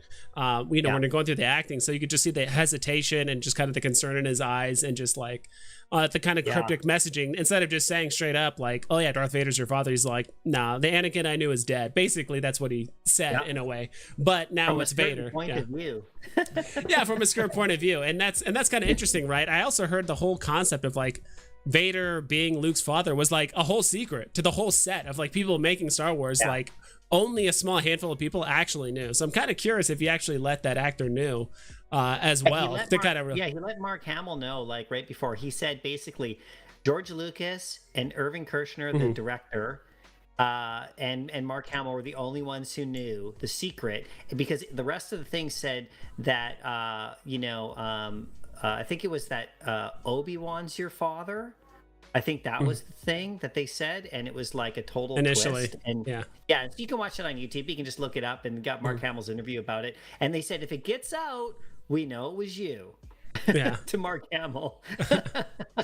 Like, the pressure, right? Like, oh my God, right? Of course, Dave Prowse, the guy who played Vader, he apparently he got into trouble. There's rumors that he kind of leaked it a bit too, right? But he was just saying what he thought, and then he got kind of like, I don't know. There's a whole thing with him about how they didn't like let him show his face, in the final movie when they pulled his head, and they had the other actor come in, so he didn't get to do the voice, he didn't get to show his face, but he's Vader walking around, and every time you see him walk, that's like the acting of Prowse. But if you do the video where they actually have his real voice, You didn't know, right? They were going to take his voice out. Yeah. And honestly, it sounds awful with his voice. No offense to the man, but I'm glad they did what they did. Yeah. Just catching up with chat a little bit. There's people calling. I'm just hanging out, man. Yeah, I know. There's people calling me out for being behind on chat or having hashtag janky vibes, my jank, because I was trying to figure out the whole Discord thing. Yeah, I don't want this to be like an interview. I just wanted to chit chat and hang out. Well, we're talking Star Wars. That's part of the fun. I know. Yeah. And someone asked, like, does the market needs to open? Has it ever happened at night? I think it's happened once or twice at night, or like really early in the morning. How many DeLorean comments do you have? I have none. Do you think it'll run up? Honestly, it shouldn't, because we were told 2 AMAs ago that, like, yeah, DeLoreans are going to be drivable. Like when the SR Aston Martin came out and they're like, hey, is this interactive? Like, the DeLorean's also interactive. Will that be drivable? And they're like, yeah. And I was actually there. I bought up 2 DeLoreans, flipped them for like 50% profit or whatever. And so, I mean, they could run up again if people just really weren't paying attention. I don't know. Also, important question. If I come in late to the stream and watch it in 2x to catch up, do I get the full channel points? I don't know. I think it's just raw watch time and not 2x points. So it's more just like actual watch time and not times 2 speed. As far as I know, maybe that could be a way to save your time, but you know. What else? I think that DeLorean. I'm trying to look it up on the charts. I can't even spell it. DeLorean? Yeah, DELOR. I think EAN. I got it. Yeah, I got. Oh, it's up 17% from who knows when before the market. Yeah. Ooh, went up 11 gems, everybody, to 63. Oh my God, what a 63 gems. So what a steal. I think I might buy one. That's just the regular. Oh, the rare is 79 or 78 gems. Oh my gosh. Yeah. Execu Speak says, I use NFT tracker all the time. I track my profit and loss there. That's interesting. If they do away with the collectible blind box style and keep the comic style blind box, my chances of getting drops no longer exist. Oof. Yeah. I never win comics, legitimately. Like, if in a perfect world, I think they should leave blind box collectibles as they are and change the queue system for comics, but you know, everyone's going to want what benefits them, right? So what do you typically have better luck with, collectibles or comics, do you feel like? Well, lately, not much of anything, to be honest. The only things I've gotten in the last while, the last time my phone actually got something and I was doing well, I was doing like, 2 out of 5, 2 out of 7, that kind of thing, 30% maybe for like the whole time I was in the app up until the Invisible Woman. I got her, and then I haven't got anything on my phone since Invisible Woman, like not one drop. I don't even know how many that is, like 30 drops or something. And I got 2 though on my iPad, 2 comic books. But yeah, I've been stone cold, shut down, blocked, locked out. I swear to God, West Coast Canada, or at least me, I feel like I'm like literally blocked sometimes, because I go in there, I'll go for the drop, and then it'll be like instantaneous no. There won't even be like, sometimes there won't even be like that processing spinning moment where it's like, oh, it's working, it's trying. It's like, nope, all allocated to somewhere else. Like your region is not. So yeah, bad luck. But I mean, with these bots, like my whole thing, with the bots snagging them up and then throwing them back in the market for next to nothing, it's almost better to not get the drop, because then I can go in and pick a nice edition at like close to the price that it came out. I can actually choose the one I want. I don't know how long that's gonna last, but it's been a total gift, right? Yeah, I would say like it feels that way, and that's actually one of the things I actually brought up during that whole video. It's total clickbait video, like 5 things I hate about Veve. Like totally not true. I love Veve. I watched it. I loved it. It was awesome. Actually, Veve just tweeted 8 minutes ago, we have become aware of an exploit of our systems which resulted in a large amount of gems being acquired illegitimately. We appreciate the members of the community that have come to us after noticing unusual activity. That's it. And didn't say what they're doing? Oh, here's the follow-up, sorry. As a result of this exploit, we have closed the market, gem purchases, and transfers while we investigate. We'll update you on the expected timing of the market openings as soon as we can. Some users have had their accounts restricted while we investigate. We will be getting in touch with those users directly. We appreciate your understanding. Interesting. Wow. Yeah, they're making some moves. Have a shutdown for. Yeah. Veve tweeted out. Yeah, Veve Vibes giving us utility before Veve. Yeah. So the whole point system or gem system, if you guys don't notice, you guys are like getting gems and stuff. As of right now, for every minute that you guys watch the stream, you'll be getting 1 gem. And if you're active in the chat, you get like a slight bonus to getting extra gems. I mean, we're talking very tiny, so you don't have to be like active by any means. But eventually you will be able to do certain just fun things. Nothing monetary. Like, so if you have gems, I'm not going to have it behind a paywall or anything like that, in the sense of like, you can buy more tickets with gems or whatever. It's just funny things. You can put up funny gifts. We can do a funny poll or anything like that. So it's just rewarding people that watch for a long time, that they can do like fun things on stream, but it's not going to like give you a better chance of winning giveaways or anything like that. Occasionally I might do member only giveaways, but those are going to be very few and far between. It's mostly just going to be for everyone. So the point system is just kind of for fun. For the most part. That's awesome. So you have like a point system for watching for members? Yeah. So people can watch, and then eventually you can redeem those points to, like, some people might do, and I'm coming up with more ideas where it's like exclamation, like, poll. So I have to do a poll of like, oh, what's better, Coke or Pepsi or whatever, just something to kind of like interact or kind of talk about something different. I kind of have like a list of ideas. Another fun one that I usually see on Twitch is like take a drink or hydrate, so people can like use 100 points to tell me to take a drink of water or to hydrate, not like alcohol, but just like, hey, don't forget to hydrate, you know. Take a shot. Take a shot. Jeez. Imagine that stream. Yeah. That would be. Are we allowed to do that on YouTube? Openly? I don't know. I don't know. Rules, right? Maybe if you cover it. Maybe if you don't have just the bottle hanging out, but if you got the little brown bag, the classic brown bag thing. Classic brown bag. Or you just go to Dino's stream. Dino's pretty much on that level, if you know what I mean, all the time when you watch him. So. Oh, that sounds cool, man! I can't wait for you to do that. That sounds amazing. Wow, so cool. Yeah. Have you ever heard? Yeah. I mean, the drinking part is what I mean. Yeah, the drinking part, of course. Well, Dax G brings up an interesting thing. Have you ever heard of the Mandela effect? Have you ever heard of that before? Like Nelson Mandela? Yeah. No, I don't think so. So, I'm learning a lot on this stream. Yeah. This is awesome. So the Mandela effect is a thing that it's a thing that people claim that happens where that it's almost like parallel realities and stuff, or like. People remember things as one way, but it's completely wrong. So some people remember historically that Nelson Mandela died in prison or something like that. But like the different causes of death of Nelson Mandela. Also, some people have not forgotten, but some people think that it's like Berenstain Bears, not Berenstain Bears.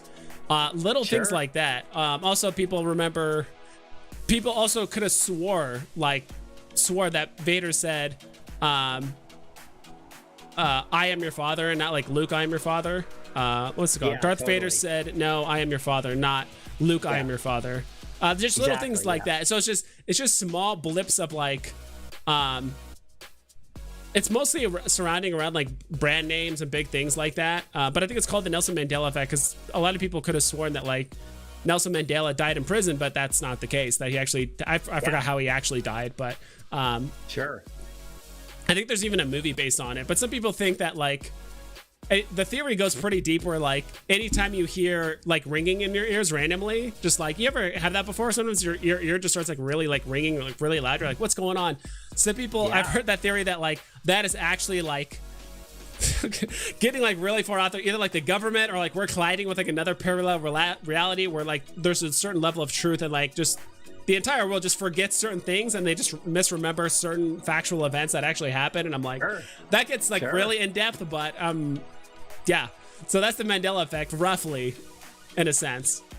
I'm gonna have to deep dive into this on my YouTube thing tonight. I love stuff like this. yeah. The Mandela effect thing is kind of strange. I think it's 99.99% of it just people just misremembering things, like, you know. Well, Diego there in your chat says, My Collectibles, how could you never have heard of it? You know, I probably did, but, you know, it happened. The Mandela effect.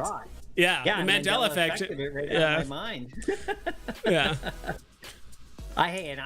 Believe me, I love conspiracy theory stuff, and I watched the video, so yeah, it's surprising I never heard of that one, but, you know, I'm up in Canada. We don't get much up here. Remember, snow cones and igloos and all that kind of stuff. Yeah. You should definitely do a thing on your stream. Meat Angel kind of brought up a good point. Good point, but he brought up a thing about, I'm really behind on chat. I might have to just skip ahead. And if you guys really want to ask, jump in there, man. I'm just. So it said, VV Collector, bring the Stormtrooper helmet. You should do a live with the helmet, bringing information about Star Wars. Interesting. Kind of like, oh my gosh, what's his name? The comic collector guy. Dude? Yeah, the comic guy with the Mandalorian helmet that he wears. Yeah, it might be kind of hard to do it, but yeah, maybe if you hit like a certain milestone, like, oh, I hit 200 members, because you have a lot of members on your channel. Maybe once you hit 200 members, maybe that's like a fun goal. Like if I hit 200 members, I'll do a short stream with my helmet on and we talk about Star Wars or something like that. I think those are fun. I tell you what, everybody, the more members I get, the less I'll show my face. I don't know. Some people might like that, some might not. Yeah. Well, I've worn that, so that's part of my 501st costume, right? I'll let you obviously get back to the chat, but that's part of my full-on movie accurate, graded, like past the inspection movie costume that I wear for the 501st Legion, which is like a charitable costuming Star Wars global group. And so wearing that thing for an hour at a convention, because there's usually a big booth that gets set up with photo opportunities and donations and stuff. And you get all the characters. It's super geeky, you guys. It's big time geekness. It's a lot of fun though. But anyway, wearing that for like an hour, if anybody does that, you wouldn't recommend it. It's like you sweat like in there and trying to talk through it, and like it's really fun, but you got to take it off after a bit. So if I tried to do a stream on that, you probably guys wouldn't hear me. Yeah, I would imagine it's pretty hard to hear you. I would imagine it's pretty hard to hear you. Like if you're wearing the helmet, like there's no. Doesn't seem like there's a speaker, right? That mimics the stormtrooper's voice. So it actually hooks up to the inside. I have to turn it on, and it will like filter the stormtrooper voice through my voice. Like, yeah, my voice will go through. It's like a voice changer, and you can buy those and attach them inside your helmet or inside your chest plate. And anyway, it's a whole thing. Never mind. Yeah, no, that's awesome. I actually have a friend that also. Let's see if I can find his Twitter. Or not his Twitter, it's Facebook. But he also dressed up as a stormtrooper as well here in Arizona, where I live. And I've been meaning to. Yeah, they're everywhere. Yeah, I haven't gone to that many like conventions and stuff like that. I've gone to BlizzCon down in Southern California once. Yep. I've been meaning to go to like Comic Cons and stuff like that, but like conventions are a lot of fun, and I do plan on going on the San Diego Con, which is mid-January of this year. Not January, sorry, mid-July. July, yeah. I've never been to that. It's impossible to get tickets for that, man. That'd be so amazing if you there. If I can, I don't know. Like that's the other thing. Like I have no idea. It's probably really hard to get tickets. So it's if that's the case. Then here in Canada, I can't get any tickets to that. I know people who try to. I've known people who've gone. It's the best ever. I love those things. 4 straight days of like absolute geekdom. Oh yeah, it's so much fun, and that's actually why. I don't know. I almost went to. So I play a lot of EVE Online, which is I used to, not so much now. Yeah, I used to play EVE all the time as well. Really? Interesting. Yeah, I was big into EVE about. Honestly, it was probably 7 or 8 years ago. I was because the game's going forever. I was big into it, and then I re-downloaded the game like about a year ago, and my account's still there and everything. And my account name was Belmore. I don't know why. Interesting. That was like something of a Star Wars reference name. And anyway, I went in there and I took one of my like awesome ships. I know you can turn this into a whole EVE Online talk, but I went in and I had this whole like. I can't remember the name of the ship. You would know it if I mention it, but it's electronic warfare and all that. I took it in there. I was like, yeah, I'm gonna go have some fun, and then I immediately got myself blown up with this amazing ship that I had spent like 2 years building because I was like forgot how to play. I forgot. I should have just went in and practiced for an hour or two. But I usually like hanging out at Jita and like literally like banging into people, and then I would literally I called an alternate character Captain Space Hump, and what I would do is I would take a random ship and I would just constantly target lock strangers and totally ram them and try to get them to like engage me. And I would just send a message saying, "You've been humped by Captain Space Hump." I keep banging into them. Dude, you were a straight up troll back then. It's interesting. Well, that was after playing for a few years, and I kind of got bored mining asteroids, right? So yeah. But talk about an online marketplace, man. If EV gets something like that, like dude, that's what I mean. That's actually where I got a lot of my experience is doing the EVE Online, which has been hailed as like probably the most accurate marketplace / market simulation there is. But yeah, I actually had an EVE Online YouTube channel. I still have one. I haven't made a video on it. Yeah, I actually watched one of your videos, man. I may have watched one of your videos before. How long ago were you making those? I stopped making videos like 2 months ago just because I was so busy with Veve. But I'm actually partnered with CCP, the company, as a content creator to like make videos and stuff. And they actually give me free ship skins every once in a while. They also like pay for my account and stuff, which is cool to like keep it Omega. And they were gonna have a convention up in Iceland, which is where they're at. And I really wanted to go to that. But I just, at the time, I didn't have the money, and plus it was kind of far out. I was getting really into Veve at the time. I'm like, kind of want to just keep doing this Veve thing, but I might start making videos again. I do get people occasionally message me like, hey, you haven't made a video in a couple months. Is everything okay? I'm like, I'm fine. I'm just like busy with other projects right now. Because I mean, you know as well as I do, like Veve, or not Veve, but EVE Online, it takes a long time to like get anything done. Like traveling around, building ships, some of the stuff takes a very long time. And so I'm like in a corporation. We live in wormholes. Yeah. And so we get to travel around. We jump in null sec and high sec, and we occasionally will roam. There's like 10 or 15 of us will roam around and attack people until we run into a big alliance, and they bring up like 50 ships against our 10 ships, and we get destroyed. And it's a lot of fun. So definitely. And so the police ship that flies around, the police gunship. I can't remember the name of it now. The Marshal, the Enforcer. Yeah, or whatever. They're all it's the one that kind of like got the two wings down the side. The like pacifier.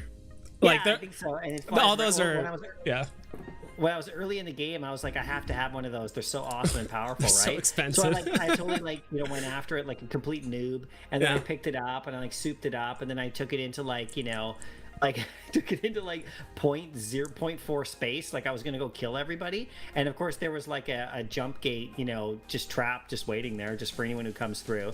Completely annihilated me in like under 10 seconds. I was like, lesson learned. Yeah, it's awesome. I even did a video about ganking too. I remember camping a tornado on some gates and locking up transport ships, and I have an alt account that's ready to just scoop the stuff and fly away. I only did it a couple times, but it's mostly just a tutorial video for people that are new to the game and how they should fit their ships to not get ganked, or what's, make sure you don't have this much in your ship so you don't get ganked and stuff, like, because there's certain there's certain price ranges that they look at, like, hey, if your ship is worth this much, or if it has this much cargo in it, like, I will shoot you. But if you have less than that, it's like, hey, just take the extra trip. Don't risk your, ship and all your goods of getting taken away and stuff. So, dude, it's awesome. I haven't talked about EVE Online in a minute. Well, and my brother-in-law and I used to play it all the time. Like I said, we used to play it a ton. I went heavy into mining for a while. That was fun. Yeah, I was a big miner too. The drones flying around to protect it was pretty fun. Yeah, I got really into it for quite maybe about two years. And when my kids were really little and I was up late, and it's cool, you just put the headphones on. It's like anything with Veve, like with Veve you can get in there and you can just like hang out, check out the marketplace. No way. And but like in that game with the music and you just coast around. Sometimes it's just fun to be in that space. And that's what I always found about like gaming, right? You can just, if you go into a world where you can do anything you want, it's so fun. And now with pay to play gaming that's coming, like like not pay to play, sorry, play to earn, not pay, pay to play gaming. I think that's always existed. Sorry. Oh yeah. But pay to earn gaming and the NFT space and everything, it's going to get really interesting over the next 10 years. What happens with gaming, right? So. Yeah, well, we could do a whole thing about that, future of gaming and pay to. That could be a whole play to earn. I mean, that's big. Play to earn. In the future, anyway. I didn't know this. ExecuSpeak said EVE is equal to spreadsheet the game, pretty much. Ran a small mining outfit in nullsec back in the day. Interesting. That's really interesting. And in a weird way, some people are scared of nullsec. Honestly, it's probably one of the safest places in EVE Online, to be quite honest. Like, anyone could. Yeah, no one's there. Like, there's. I think last I checked, excluding wormhole space, I think there's like 7,000 systems in the game, so it's like that's a whole lot of systems you can kind of hide in and all that stuff. And plus, if there's local chat, it's super easy and all that stuff. So I'm sorry we're talking about a bunch of nerd stuff or about a game that you guys haven't played, but it's also sorry, man, I came on to hang out. No. I brought it up. Wormhole, No, I brought it up, but honestly, if you guys. Let's say if you guys are playing a lot of different MMOs and you're kind of tired of jumping from one MMO to the other, just because like it doesn't have enough depth, or you feel like you get bored easily or whatever, or you like PvPing, EVE Online is the game. Or at least try it out. You can actually play for free now, and you can actually do a lot of stuff. There's actually a lot of stuff you can do for free in the game. You can't get like tier 2 ships. You can get all the way up to battleships. You can't train or anything and certain things like that. You can't train to certain things, but overall, like a free to play player can still do a lot of fun stuff. I might get back in there and check it out here and there because I like going into the world. Sometimes I just miss being in the world. Oh yeah, the universe. It's kind of a fun place to go. Like, all these metaverse things that are coming up, like it's going to have the same effect, right? People are going to want to be in there and hang out in there. And, if you got nothing to do on a night, it's fun to go in a space and interact with the people there. It's kind of like what's going on in the chat. I mean, we're all here. Like when I'm watching your vids, I'm just chatting in the space. I feel like I'm in the room. Like, cause you got your room there with the nice ambient background, and it's kind of like, oh yeah, just hanging out, right? Yeah. But my favorite ship in the game, and it probably still is still the Orca. You remember the Orca?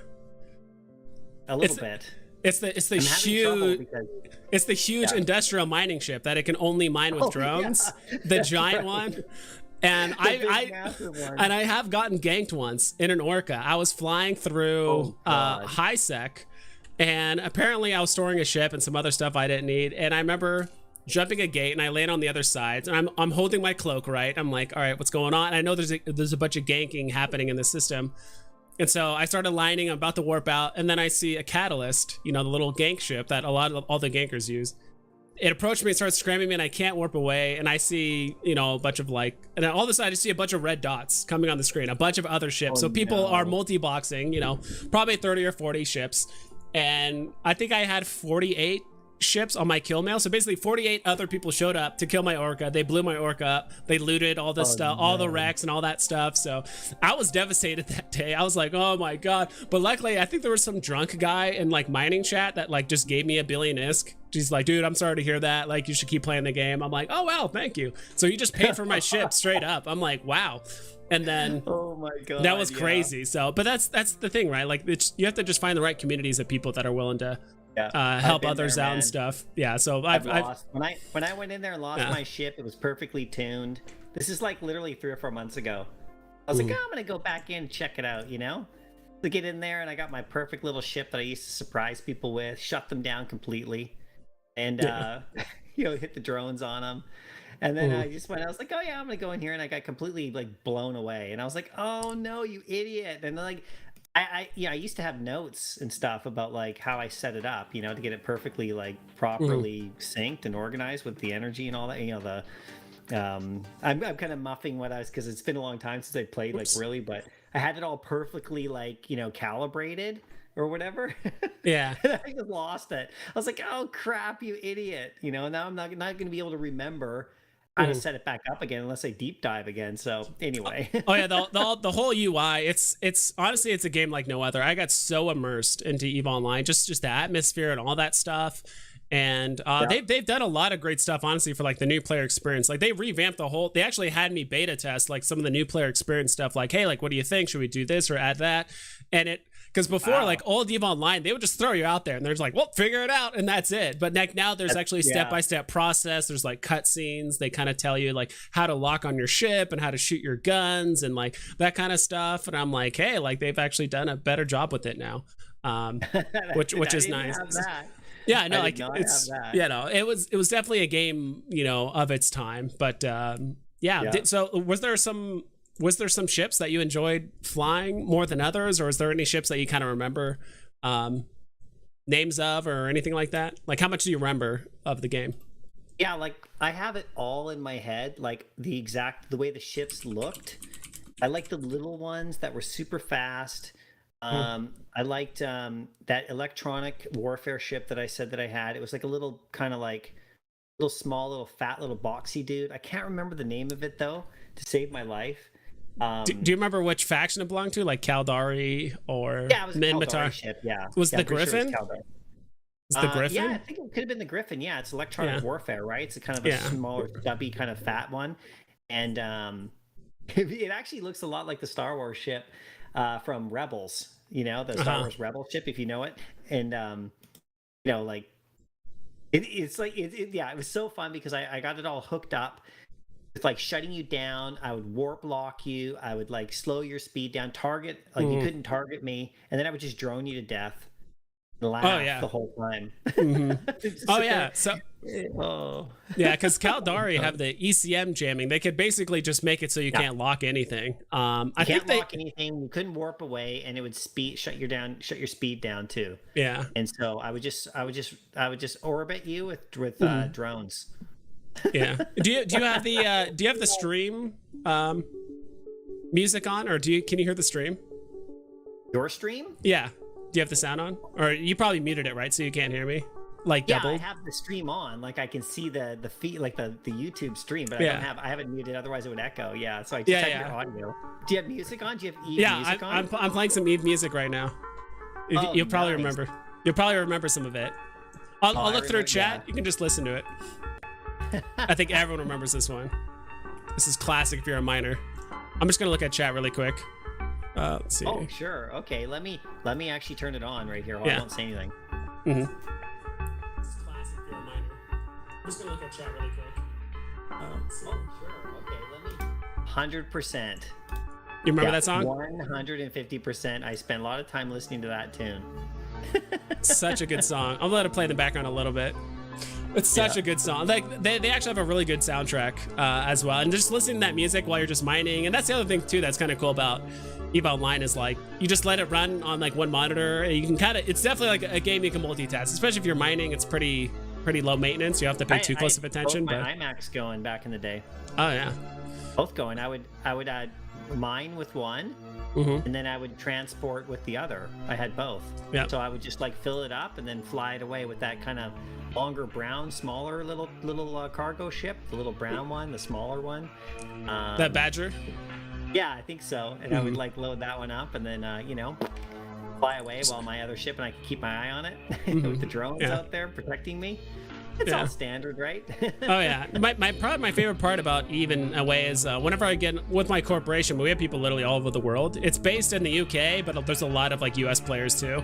And whenever I get online or whatever I go, we still use Ventrilo. Apparently there's still a lot of people use Ventrilo to like talk and vent or whatever.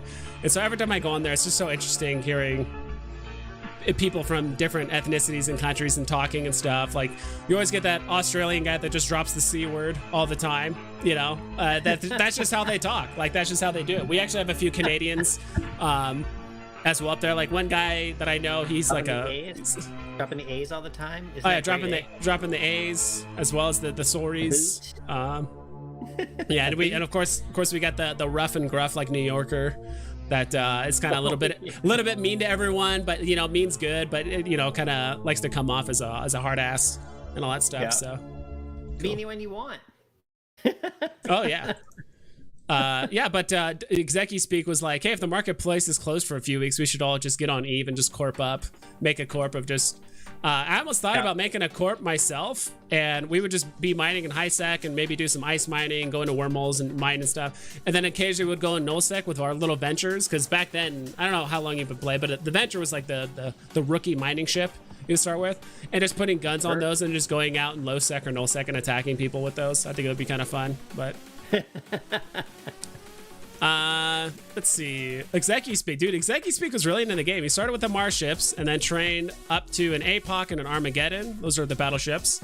But then moved over to Caldari, inspect heavy into the Drake, Raven, which is the battle cruiser and battleship. Yeah, I'm pretty sure it was the Drake that I had. That's the one. The Drake is like the most classic ship in the game. Like everyone remembers the Drake. Yeah, sort of my bread and butter. Yeah. I can actually look it up.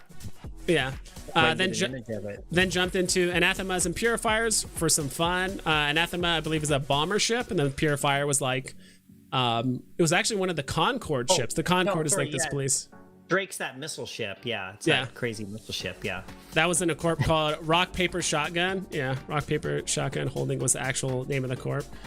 Gotcha. Yeah. And that's the other thing too, because we live in a wormhole, we have to have like a holding corp and all that stuff, so people can't just like randomly declare war on us. And like there's a lot of like interesting things that kind of go on to the not only just the economics, but also just like the political aspects of EVE Online and all the wars that happen in nullsec and fight over resources. And yeah, it's crazy. There was a war that happened not too long ago, like before I kind of like stopped making content, but like there was a war that lasted for like, I don't know, like 9 months or almost a year or something like that. We were just fighting constantly. Crazy. Yeah.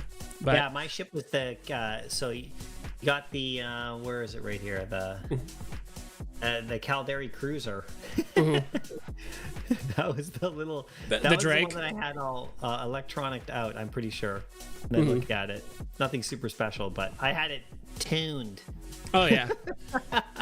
But left Eve for a minute and then came back and trained in mining, and a few friends of mine jumped into mining the next go around. Haven't been on in years though. Yeah. I mean I stopped playing a couple months ago, but in Eve terms, if you're a content creator, that's eternity. And that was also part of one of the contractual agreements with the CCP, which is the company that makes Eve Online, which is like, hey, you have to make at least like 2 videos a month in order to like stay with the program and stuff. So I haven't been doing that, but I think they'll understand if I just tell them like, hey, I've been busy with whatever. Don't need to be specific, but they'll be like, oh, it's fine. Yeah. Because honestly, ever since I joined my corporation, because I think that account has, or my channel has like 5,000 subs, or almost like 5,000 subs or something like that, which is quite a bit for like an EVE Online channel. Like I don't even know there was that many people like watching this stuff. But yeah, I talk about like PvP, I talk about like wormhole living, I do PvE, I do mining, I pretty much do it all. I'm actually kind of more of like a variety content creator. Like a lot of content creators tend to just focus on like 1 or 2 things, but like I just do it all. Like sometimes I like doing PvE, sometimes I like doing PvP, sometimes I like to hunt people that are trying to hack sites or do exploration. Other times I like to be, especially in wormholes, like wormholes is just a whole nother thing. Like sometimes we'll actually go through a wormhole, we'll actually send out someone as bait. Like if we know people are on the other side of the wormhole just kind of waiting, we'll send like an exploration ship as bait, and then when they decloak to attack it, we'll have like 5 or 6 guys show up and just lock them down and stuff like that, and see if they escalate the fight. So then they bring their friends, and then we get an actual fight going on. It's honestly a lot of fun. But it, like, again, EVE Online is definitely like a wait time, but like when things do happen, or when there's a fight or something happen, your heart is just like going, and the adrenaline is like really going. It's so a lot of it is just like it's a lot of waiting. It's kind of like play slow but react fast. Like sometimes you're just doing nothing for hours, then all of a sudden a guy shows up that tries to kill you, and you're just like, oh my god, and you're just freaking out, which is a lot of fun. That's why I invented that character, Captain Space Hump. Space Hump. Yeah, those people that do bumping, I used to do that on the Jita dock all the time. People would be like get stuck on Jita. They would have ships just kind of parked outside of Jita. I would go below them, and I would get to like a cruiser with like an oversized like micro warp drive and just bump them like 150 kilometers like straight up into the air. It was so much fun. Exactly. And then I would message them and target lock them constantly. Oh yeah. Yeah, fun times, man. Fun times. Yeah, of course. Yeah, nothing, of course. But you never know. All it takes is that one person to actually fire back. So it's happened a few times, and then I'm flying some crap ship, so it didn't matter. I have just parked in Jita, right? Just get in another like basic ship, come back out, and just that's when you're really bored. Hey, my pies. Bob Sales. Bob Sales this time next year. That's a whole name. My favorite positive person, collectibles, high Veve vibes. Sorry I'm late. The amount of people missing the Veve market right now proves Veve is not dead. I see hope. Yeah, of course. And that's the other thing too. I think when times are like this, I can't pull up the market, I can't do giveaways, but I think it's actually okay occasionally to talk about other things, right? Whether it's EVE Online or HRO or other like NFT projects and stuff like that. I don't think we should necessarily be like HRO, upset. Man, I don't have any of it because I'm up in Canada. I couldn't get any of it. So did you get some of that? Because I got one box. So initially I was like, I'll buy one box, and I kind of want to do more research. And I was also trying to like allocate some funds to like be able to get more boxes if I wanted to, because I think originally I wanted to get like maybe 4 or 5 boxes, but by the time I looked, they were all sold out. But I did hear that that's just like their first wave of sales. They're gonna have more online. I heard they might actually have some like in stores and stuff, so like it's not like completely sold out for good. Well, I actually like on it's either on Twitter or on Instagram. I said something like, oh, I wish I could get it in Canada or something, and I got a response from whoever handles their social media at that moment. It's like, oh, we plan on doing it soon. So I was like, okay, it's all sold out now though. So not soon enough. Yeah, exactly. But I would have probably picked up 1 or 2, right? I would have picked up maybe a box or at least a few packs, and just why not, right? I mean, looks interesting, looks kind of cool. Are you gonna open up the box? Yeah, I think just because I got one box, I might just keep it. I might just open it. But if I did get multiple boxes, I'd probably like open half, keep half closed. But Braden said he got a mega, 2 of the 8 packs, and 2 of the 4 packs. That's pretty cool. I kind of focus more on the premium packs because that gave you a chance of like, you know, getting a Joker, like the Batman, like mythic cards or something like that, or like the legendaries. I think you were guaranteed a legendary if you got one of the premium packs. But the mega pack is great for just, you know, just getting a lot of cards. And there's this kind of it's kind of cool just getting the box in general, right? So I know, like I used to love sports cards, and I have a whole bunch of cards that I want to open. Hold on one sec. I'm not gonna open them on stream. Yeah, good call. Got this nice little pack right here. You guys can see that on my shelf. It's wow. There's piled sky high with cards. I got basketball, just cheap basketball cards. I got old school, you know, Dick Tracy cards from like 1990. I got original Hoops basketball, and got some Pokemon stuff, and I got some, you know, some Yu-Gi-Oh. You gotta have. Are any of those packs like worth a decent? Are any of the? Sorry, my Kobe Collects was opening up hordes of these little like basketball stickers. So okay. I got those. So, you know, I always like I like physical cards. I got Pokemon for like dollar store Pokemon like multi packs, you know, just from the dollar store. So, yeah. So are any of those packs like worth a lot online, or is it just like you're just opening them for fun? Yeah, they're not totally worth a lot. Like the basketball ones, you know, from like the 1990 or so. If you get a Jordan in there and he's a Gem Mint 10, he's $1,000, so that's pretty good. Okay. You know, like so, you know, but if you keep it sealed, you can sell it online and say, oh, possible Gem Mint 10. Yeah. The question mark. And then exactly. Like, yeah, any one of those packs could be like an all-time great. But I mean, you know, the odds are pretty slim, right? But I don't know. I just have them over there, and I haven't opened them, right? But every now and again, I'll open a pack or two. You know, I don't know why. Like, I don't know what I'm going to do with it, but it's just fun, right? So having a pack of like a fresh, nice sealed box, you know, especially if there's like an NFT attached to it or something. I mean, that's like next level collecting, right? Like that's because it does have that, right? And forgive me, I haven't really looked into the project a ton. So there's like an equivalent NFT card with every card in the pack. Is that how it works? Yeah. So you get the essentially an NFT version of the card. I just haven't. So yeah. Yeah, and I'm sure there's actually quite a few other content creators that have done videos on Veve, content creators that have done videos on HRO, so they could probably answer it better than I could. But yeah, Executive Speak said he got 2 of the 8 packs and something like 6 to 7 more of the 4 packs after the mega packs or 8 packs sold out. Interesting. Yeah, some people said one Dax G said he got the $50 one, but Braden said, yeah, I did a little bit of research and figured getting the common and the premium packs would be best. I'm telling myself I won't open some of them, but there's no way I'll resist. I'm probably the same way. Like I'm like, I don't want to open it, but I'm like, dude, you never know, dude. What if you get a mythic, whatever, or if you get a Joker or whatever it is that's in there? So I know, right? I know. Funky Cold says Star Atlas. I've seen your Eve Online, but with NFTs. Star Atlas. Interesting. Is that like a NFT project thing with like space stuff? That's kind of cool. Star Atlas. That sounds familiar. What is that again? Why is that sound so familiar? Is that a game? Sounds Star like Atlas? A game. I know a lot of people are still waiting for God, what's that one?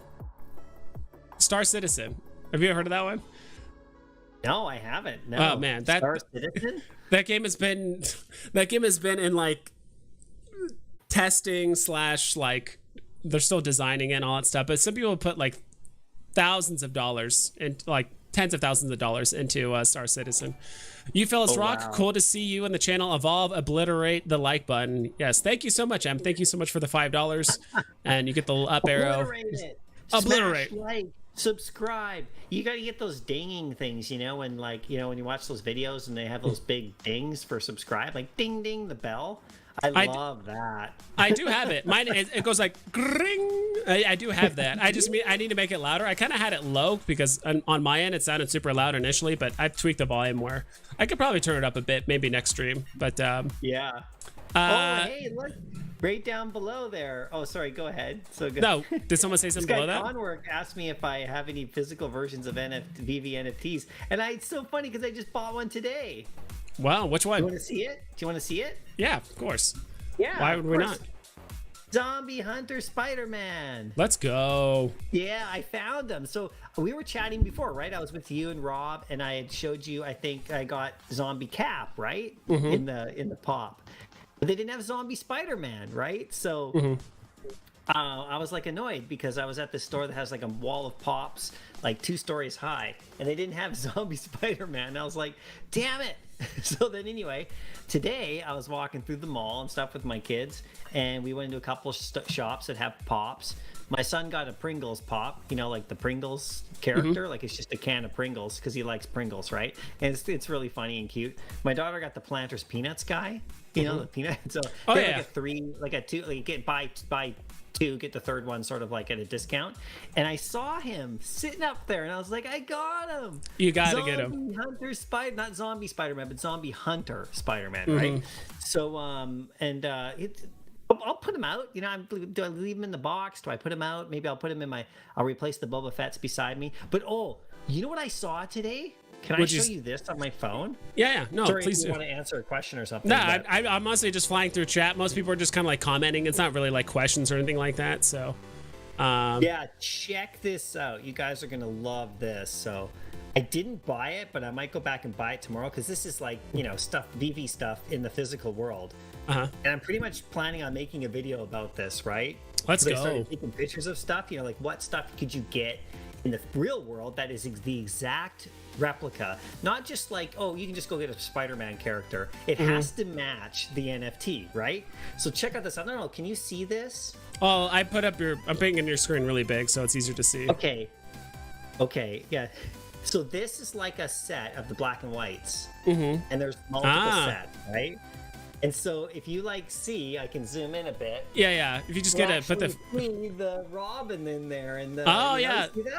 The Carmine Robin. And they're like 3 3/4 inches. They're about like, you know, they're like the size of a Star Wars figure, right? And you can see like you got, you know, the penguins right there, right? And then you know, you can't see the other ones, but there's multiple packs. This is at basically GameStop. No. It's called EB Games up here, but it's GameStop. It's the same company. So yeah, you can get that one. And then I saw like, and this is really funny. You'll like this one. Watch. There's Electra, right? And she's on sale. What do you know? Follows the Veve trend step for step. What do you know? Clearance. Box price. Below box price. Wow. Oh yeah, big time. Below box price. There's Electra. And then of course you got like Ultraman, right? The Ace. Ultraman Ace, right? So that's in pops. But yeah, that's crazy. Get, like, actually this is a better look. I'm sorry, Veve Vibes. Check this out. This is actually a better look. You can actually see it's okay. Well, I have to hold it sideways because I took the photo sideways, but you can see the Batman there. That's the whatever Batman, the one that looks kind of crappy from the dad bod Batman. That's what everyone calls it. Yeah, there it is. See, little I statue. dig it. So that's the back of the box. It shows you all of them. Anyway, so yeah, you can go out into the real world and you can get like, you know, the exact duplicate, right? Which is cool, you know. I figured that was the moment is pretty tough though. Yeah, I figured that was the case with most of the DC stuff, because most of the DC stuff is based on black and white series statues, and it sounds like they got miniature versions of the black and white stuff. But yeah, that's really cool.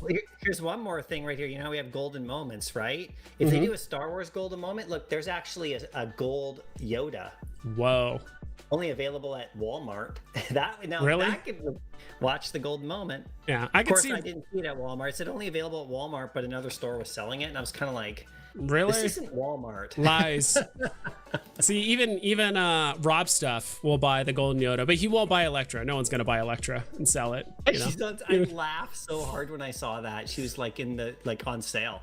You're like, see, Veve isn't the only one messing up Electra. Everyone is, right? So, yeah, come on now, give her some respect. Agreed. I didn't buy it. In case anyone was wondering, I didn't buy it. So. Yeah, but it was the same one. It was because there's multiple versions of her. That one is legitimately the same like outfit, even though it's a pop. You know. Yeah.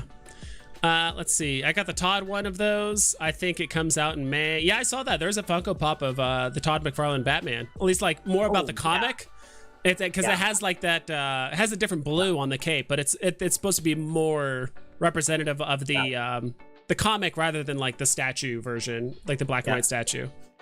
I saw some people posting or tweeting about that, showing that they got it or they're going to get it or something. Yeah, that's cool. That's cool. But like, it's even better if it's like the actual, like, you know, the Todd statue, of course, right? I mean, everyone's seen that one.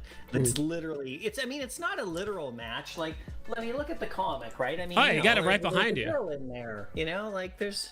It's not a literal, like, who is that girl? I can't remember. I have to read the story again, but it's actually pretty genius when it's actually pretty genius when you think about it. When artists started trying to figure out, like, how do you shade something that's black? Like, how do you do that? Or how do you put highlights on like a comic? So I remember seeing like the Todd McFarlane, like that Batman cover where it's like blue.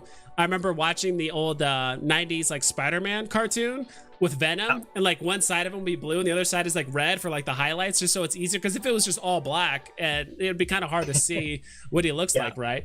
But totally. It's really unique, and it just shows just how incredible some of these artists are. And I think that's part of the reason why the DC NFTs look so much better, because they actually work with the artists. They're based on statues and all that stuff.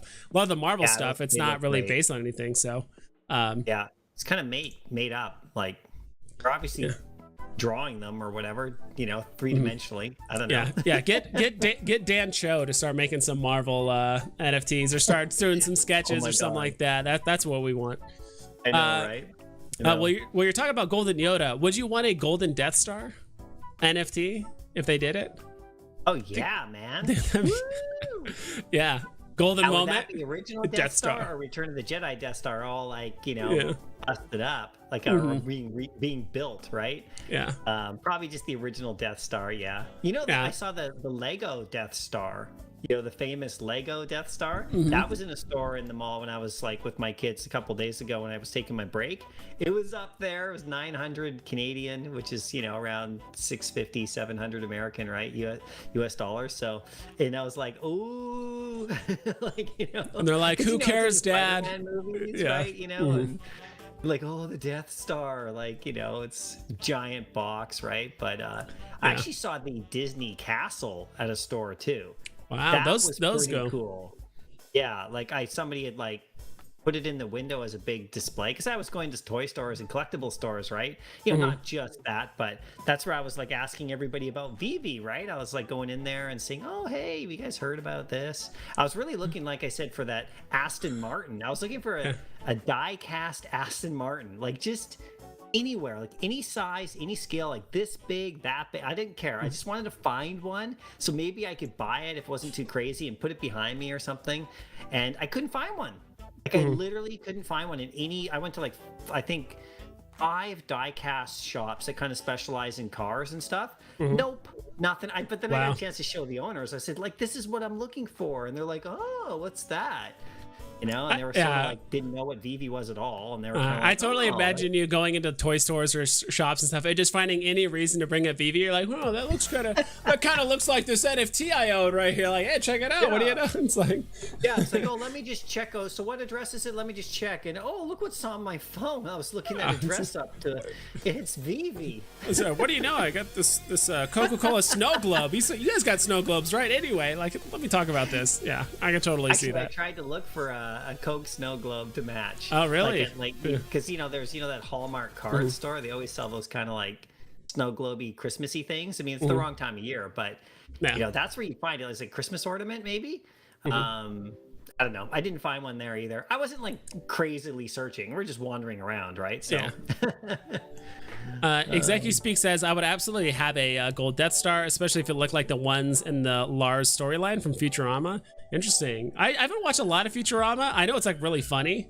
But I was actually kind of curious because you were talking about like the Death Star thing. Remember, you were like the Death Star toys up there.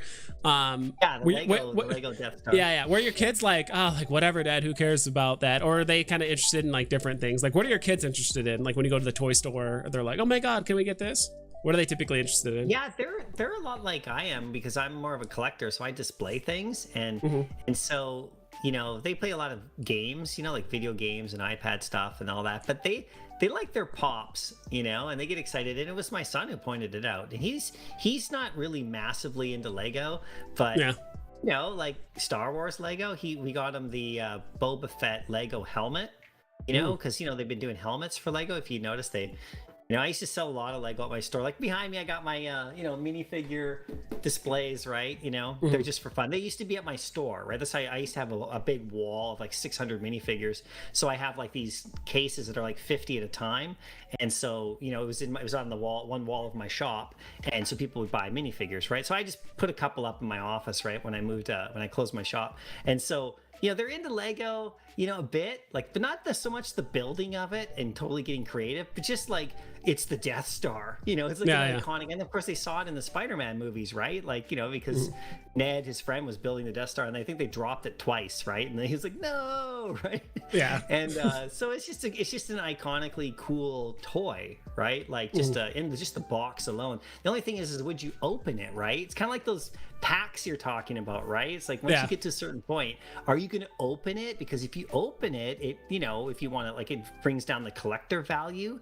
But if you're getting it to build it, because Lego's kind of therapeutic, especially during COVID, I think a lot of people I've noticed were getting into Lego, like adults, like puzzles, Lego, painting by numbers, a lot of the during COVID, a lot of the books, with the a lot of the hobby crafts kind of went up in price. Like there was a big thing, like a lot of plants were being sold because people were taking care of plants, Lego sets, all that kind of stuff. Like people adopted a lot of hobbies during COVID because, like, I mean, you could watch as much Netflix or whatever in video games as you want, but eventually it's like you're gonna want to do something else, maybe something a bit more tactile with your hands, or you're taking care of something or whatever. So also also the whole COVID pet thing, in the sense of, like, because of COVID, a lot of people got pets like dogs and cats and stuff, and so they were taking them in and stuff, like, but connect and everything and do something, and pass the time. Collectibles went way up, physical collectibles, like sports cards went crazy, especially Pokemon, basketball. When that Jordan documentary came out, and like the whole Last Dance, on Netflix there. With the multiple part Jordan series there, all the sports cards went nuts for Jordan. All his like early cheap cards. That's what some of that pack I showed you, the NBA Hoops 1990 pack. I bought like 2 boxes of that for like cheap, and they're still sealed. I have one that was open, but I have one that's fully factory sealed. So just like the cards you just got, right? I haven't opened it. It's never been opened since 1990. I mean, I didn't buy it in 1990, so, but they just hung around because, like, it was dead stock, really. I mean, no one wanted it, right? At some point, it was just dead. But it sat somewhere. I mean, what is that? 1990, so if I do the math, that's 31 years.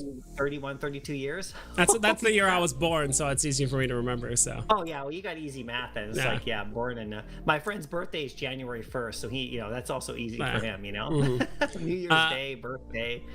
So. Yeah, but Bob Sales brought up something interesting. He said, I want Alien vs. Predator or Alien vs. Superman comic for Veve. Ooh. Any comics you would like to see? Oh, for me and Veve? Yeah, I would say for me, I've said it before, and I think you liked it both. So I said first appearance of Punisher would be really, really cool comic to have on the platform. But if we're talking about something like outside of Marvel Comics or like DC, I don't really know a lot of comics that do that. Oh. Maybe something like... oh my god, the Watchmen, like is that what it's called? Not the Watchmen. That's what it's called, right? Yeah, that show, The Watchmen. Yeah, the Watchmen. I think that would be kind of cool, only because that's the show I've watched. Oh, definitely. Do you want to see? So did you watch the thing today, right? With David Yu and all them. Did you see the comic behind David? Yeah, that's the first. Is that the first appearance of Wolverine? No, it's the Wolverine #1 of his limited series. He did. I did see that Wolverine. I don't know what Wolverine it was, but I just saw Wolverine and I got hyped. That's all I saw. Yeah. So yeah. Obviously, it looked like he had some artistic stuff on the wall, like comic book art type, probably like original, like from maybe from the original artists or something. Maybe he's a collector. Maybe that was just like some sort of production piece, like some sort of pre-production rendering or drawing or something. Maybe it was maybe it's not the comic itself, because it kind of I was looking behind there. I was like, look at the comic. Like I even someone like had the stream. I think I was watching on Johnny Dunn's channel because like you said, a bunch of people were streaming it. A ton of people were streaming it. Yeah, and I was just watching it there, and I think I commented like, oh, look, see the Wolverine back there. That would be a cool comic. I mean, it's not his first appearance, but it's a limited series, and there it is again. It's absolutely gorgeous, but it was on his wall, and I noticed it. I was like, oh, wait a minute. If we get that in the app, then every time he's gonna, like, if that actually shows up in the app, like, that would be big. It's not as big as Hulk 181, which is his first appearance, right? But if we got that, then every time he's going to do a live stream or something, we're going to be looking at his wall. Yeah. You know? And I've always liked Wolverine, watching the cartoon. I know a little bit of him in the comics and stuff, but that dude has got so many, like, arch nemesis or whatever you want to call it. I mean, you can arguably say, okay, him and kind of Magneto, but not really. It's kind of a joke at this point, but like they do face off. But like, yeah, like him and the Hulk fight a lot. Him and Sabretooth is obviously the big. Is that the 181? Yeah, hold on. That's his first appearance. So that's the big one. Ah, okay. So if that comes to the app, you guys. That's going to be big. That's going to be big. Tank. No. Yeah. No, seriously, if that came to the app. So you know what I was saying about this, right? Is that this kind of stuff, when it comes, because something like this will come, like something big, yeah, it's going to get a lot of attention. And I don't mean just from Veve people, right? What we need in the app, if you really want a catalyst for this app taking off for the comic books, I know we have Spider-Man 1 and we have Marvel Comics 1, but they were brought in a long time ago, right? When no one even knew about Veve. But now that we have like more news and like people know more about it and it's getting out there and there's Disney now and, you know, Veve's starting to become noticed. I know I always say that like nobody knows about Veve yet, but if we get a comic like that in the app now at this point, I mean, that's going to be big because real comic book like big, you know, they'll come, right?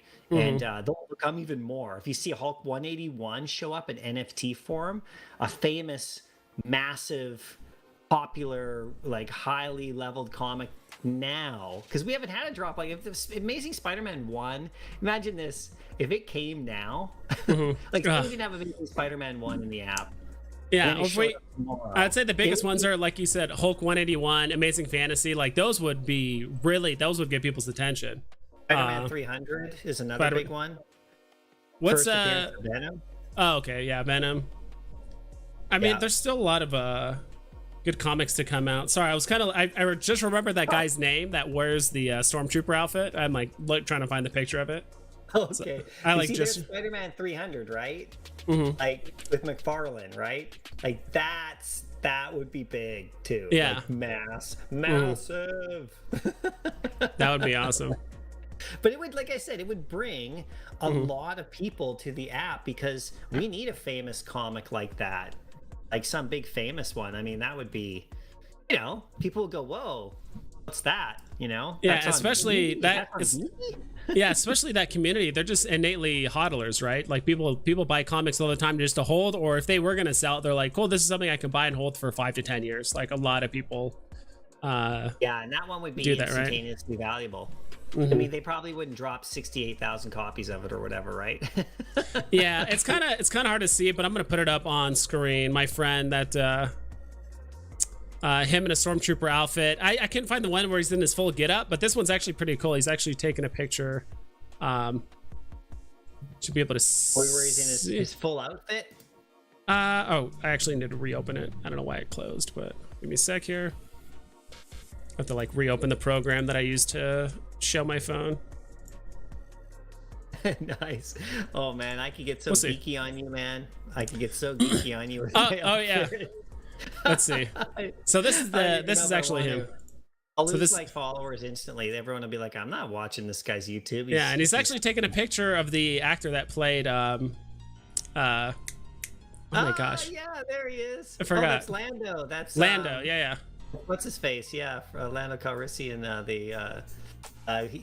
He really needs to have a Colt 45 in his hand. You know, the drink. That guy, the actor there, he was always like, you know, in those Colt 45 commercials. Oh yeah, I remember now. So that's him. I just remembered his name. I'm like, gosh, that's why I kind of gave up earlier. I'm like, I don't even remember his name. Like, I'll just figure it out later. But yeah, I'm gonna catch up with chat here really quick. That's rad. That's radness. Absolute radness. Just saw a tweet. Apparently Disney actually did sell the same Pooh and Piglet statue in gold for a limited time. Interesting. Did not know that. Oh wow. They have more coming soon. All the golden moment statues. Yeah, I think this last drop kind of confirmed that. Yeah, the floodgates are open. We're going to be getting a lot of statues and golden moments. But I mean, if the IP or the character is popular enough, it's going to do well, right? It's just like look at Winnie the Pooh. I don't think it really matters. Like it doesn't. Yeah. Of course. Winnie the Pooh is awesome. I bought him. I only got one, but I bought him. I bought him up good. I should have bought lots more, but I just didn't have the gems. Yeah. Executive Speak says, this is really dumb, but it would be really funny to me if Veve did a run of Archie meets the Punisher. That whole concept of the comic book cracks me up. I don't know. Who's Archer? Or Archie? Archie? I never heard of that one before. That is incredible. Maybe Archie get some Darkwing Duck. I think I told you about the comic before that... I'll have to send you. I gotta send you quite a few things. Well, one of them was like that. Aunt May became like the Silver Surfer or something like that. Did you ever? I think I told you about that one before. It was such like a meme comic. Like it was. I don't know, but it's like kind of like one of those like what if things. But it was just like in the I think probably like the late 70s when they like came out with the comic. Yeah. It's really funny. It was like Galactus was like eating a bunch of planets and he was trying to find not Reed Richards, their son. Not Reed Rich. I'm trying to remember their son's name. Reed Richards' son? Reed Richards. I can't remember. Look at Sleeping Comics is in the chat. He said X-Men nice. 1. X-Men 1. Yeah, that too. Sleeping Comics. Woo-wee! He knows what he's talking about. How'd you like that, Sleeping Comics? Yeah, all those would be awesome. But I'm trying to remember. Oh my gosh, what was it? I'm trying to remember what I was even trying to remember, so I'm just gonna move on. Pretend like that didn't happen. Kid? Yeah. Gosh. But he's super powerful. Like he's like really, really powerful, like in the comics and stuff. But regardless, Galactus was like trying to find the sun. Or what's this one? Sleeping said Journey into Mystery 83, so that's Thor, right? First appearance of Thor, yeah. I wanted first appearance of Punisher, but those are all cool. Like we still have so many good first appearances to come out for comics. It's really endless. Like we get excited about the FA collectibles. Like it's just the same thing for comics as well. Like we have a bunch of characters, at least on the Marvel side of things, that we could like easily go through. Here's Franklin Richards, Reed Richards' son. That's it. Franklin Richards is like. That's obviously a newer drawn version of him, but yeah, he's been in lots of stories. I don't really know a lot about him though, honestly. So that's pretty cool. Yeah. Bob Sale says he emailed you 2 pictures that he bought at an auction. I couldn't believe when I saw them. Take a look at the Steamboat and Disney covers. Interesting. You mean me or you? You. He said, Aaron, I sent you an email. So Bob Sales this time next year said he sent you some. So I guess while you pull that up, I'll go through chat. Veve Shaman, I'm curious what was in the background. Let me see.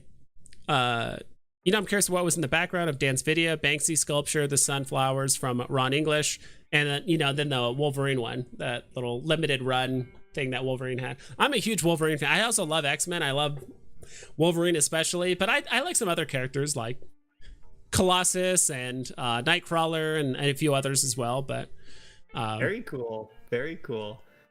I have to crop these because I think I got. Okay, no, I didn't. I don't have his name. Okay, do you want to see what he sent? Yeah, please do. Although I blow up your screen each time you do. Yeah, so he sent this. That's pretty amazing. Ooh, it's all okay. framed and everything. That's awesome. This is like Mickey's greatest moments. Like that's amazing. And then he sent over all of like the original movie posters for Disney, probably. Wow. All framed. That's really cool. That is really cool. Yeah, thanks for shooting that over. That's fun. That's awesome. Disney poster NFTs. Oh, yeah, they could do Disney that. Starts dropping original movie posters in the app. I mean, they did it with 007, right? I mean, they could easily do it with Disney and stuff. So they've done it before. They could easily do it again. We've done it before. We can do it again. We'll do it. Welcome, #Janky Comics. Let's go. Don't worry, I was like, yeah, Dumpin' Comics, I think is what he said earlier. Remember that? Yeah. Sleeping Comics. Yeah, Sleeping Comics knows Franklin Richards is super powerful. If you haven't, read up on Franklin Richards, super powerful. His name is Frank, though. How powerful can he be? Oh, thanks to Frank out there, but Franklin. Yeah, Franklin Richards. Come on, Franklin. Oh my God, he's here, everybody. Call, whoever. We gotta stop him. Who's here? Franklin. Call Squirrel Girl. We got Franklin on our hands. Squirrel Girl is like the meme of Marvel comics. I think she's always the one that like defeats like bad guys that are like way infinitely stronger than they are. She showed up in. I was talking about, speaking of video games, right? I was playing Marvel Strike Force on my mobile phone for like a couple years, and I also played Galaxy of Heroes, the Star Wars game, for like 5 or 6 years. But anyway, I was playing that game, and Squirrel Girl came to the Marvel Strike Force game. It's just a little, battle game on your phone. Mobile game that you play every day, a login game, with gems and all that. Anyway, she came and she was kicking everyone's butt, and it was kind of annoying everybody, but yeah. But that was like a year ago or something like that. They released her for some reason, I don't know, and she's got a little squirrel with her, and her big attack is like all these squirrels run at your feet and like bite you, I guess. I don't know. Yeah, like there's always like I've always seen like poster pictures of her, or like panels in like other comics where like she does like impossible things, like she stops the Juggernaut in like full motion with squirrels and like all these like just crazy things that it's like this should not be happening. Like this is just a girl with squirrels and she is just like, because that's kind of the whole thing, is like if Juggernaut is running in motion, that he's technically supposed to be unstoppable more or less for the most part. He's but the Juggernaut. Yeah, the Juggernaut. So he's given a sweeping comics. Sweeping, yeah.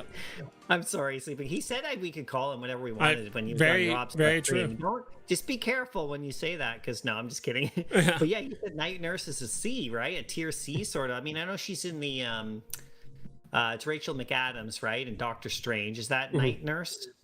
But I think it's more about Daredevil, isn't it? Or I can't remember her name. Her storyline. She kind of helps superheroes, and then I know she's in the Marvel Strike Force game. She became really powerful on these little teams. You just need to make a Marvel Strike Force like tier list, like characters and like how they apply to Veve and all that stuff. That's right. Like, I think these are fun. I was saying how like in that game though, it's funny because they'll release a character in the game, and Veve will release a comic book. There's something there. There's something that are controlling what they release into the pop culture world of Marvel before trailers come out in regards to like movies they're making and shows they're making. It's kind of connected, right? So Veve is not just on its own. It's Marvel and Disney. So of course you get a game like that a character gets released, then everyone has to pay to go get to play with. But then all of a sudden we get a comic too. Right? They did it with the Eternals, right? They did a whole Eternals team in that game, and then we got the Eternals in the app, and of course the movie came out. So, there's a connection there. There's a connection. So, you would look at that too if you're playing that game and you want to get a comic book in the real world and you see they release a character and you go, why did they just give us like a character, like why did they just give us this character, right? So, you speculate and go on eBay and buy a comic like Night Nurse. Yeah, you do it all. You buy all the Night Nurses. You just go all out. You know what? Can I tell you this? Okay. No, I'm go sorry. for it. I was going to bring this up, Veve Vibes. I'm going to do it before you forget. I always forget. Yeah. Interesting points. Go for it. Today, I was really lucky to be invited on a Twitter space. Okay. And it was with Ryan, the realist, me, RC, Ryan. He's on Twitter. And really nice guy, never met him before, but he has like a Twitter space kind of thing with a bunch of people talking, and it was really cool. It's not a video, right? It's just like audio. And he said, oh, would you like to come on and chit chat? And I was like, yeah, that'd be great. So I was on there listening for a while, and then I got my chance to speak a bit. They just asked me about like the app and stuff like that, and I was like, oh, thanks, and I gave my thoughts and stuff, and it was cool. And then I went on and I was with you guys, right? We were goofing around on Rob's channel. Yeah. And then after that ended, I went back over and they were still doing the Twitter space. So then I was like, oh, so he had he said come back if you want, because I told him I had to go. I was going over to do Rob's channel, right? Like I wanted to go and do video with you guys. And that's why you guys were waiting. Remember, I typed, can I chat? And it was like half an hour because I was like waiting to talk I thought it was going to be like 2 minutes in. Anyway, sorry, the whole point of this I'm rambling on is that somebody, while I was with you guys, brought up this whole notion of having like a comic book store virtually, and what you're selling is Veve Comics off app. And having this notion of like, could you set up like a website, with like comic books for comic book sales, And they're all Veve NFTs though. And then like you just transfer them the NFT, and then of course they just pay you by any means you want to get that comic off app, to avoid all the fees and everything like that, and set up a whole business, like a store, like a comic book shop where you're selling Veve NFTs, not physical NFTs, Veve NFTs. Oh yeah. And all they do is like they pay you, like they, you know, you'd set it up, they pay you with debit or credit or cash or e-transfer or whatever, and then you just transfer them the comic. You don't even use like, you know, of course you have to buy them from Veve. So let's say you get like, if you're a store owner like I was, you know, got $20,000 to buy inventory, right? So, okay, I'm going to go buy inventory for the year and load my shelves up in the store. Like, you know, real comics and toys and Lego like I did, right? And I had like all the accounting for that. Okay, let's say your store was a website and you were like buying Veve as your inventory. So you take $20,000, you go on the app, you wipe the floors with comics. You totally like, you know, like all just commons or whatever. You just, or what, all the nice comics, you buy them all up, multiples, like 300 of each or whatever.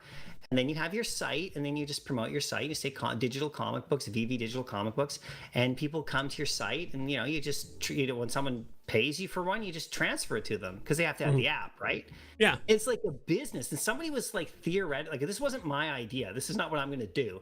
Don't worry, you know, or whatever. Yeah. But somebody was like literally proposing this. This was a person who's got a lot of comics. Like this is a person apparently, I don't know who it was because I wasn't there, but when I got back, they asked me what I thought about that.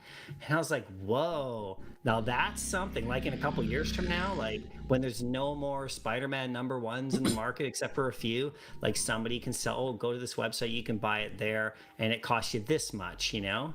And you can e-transfer them or pay by credit or whatever, and it's a legit business. And so Veve is like the wholesaler, and you're the retailer.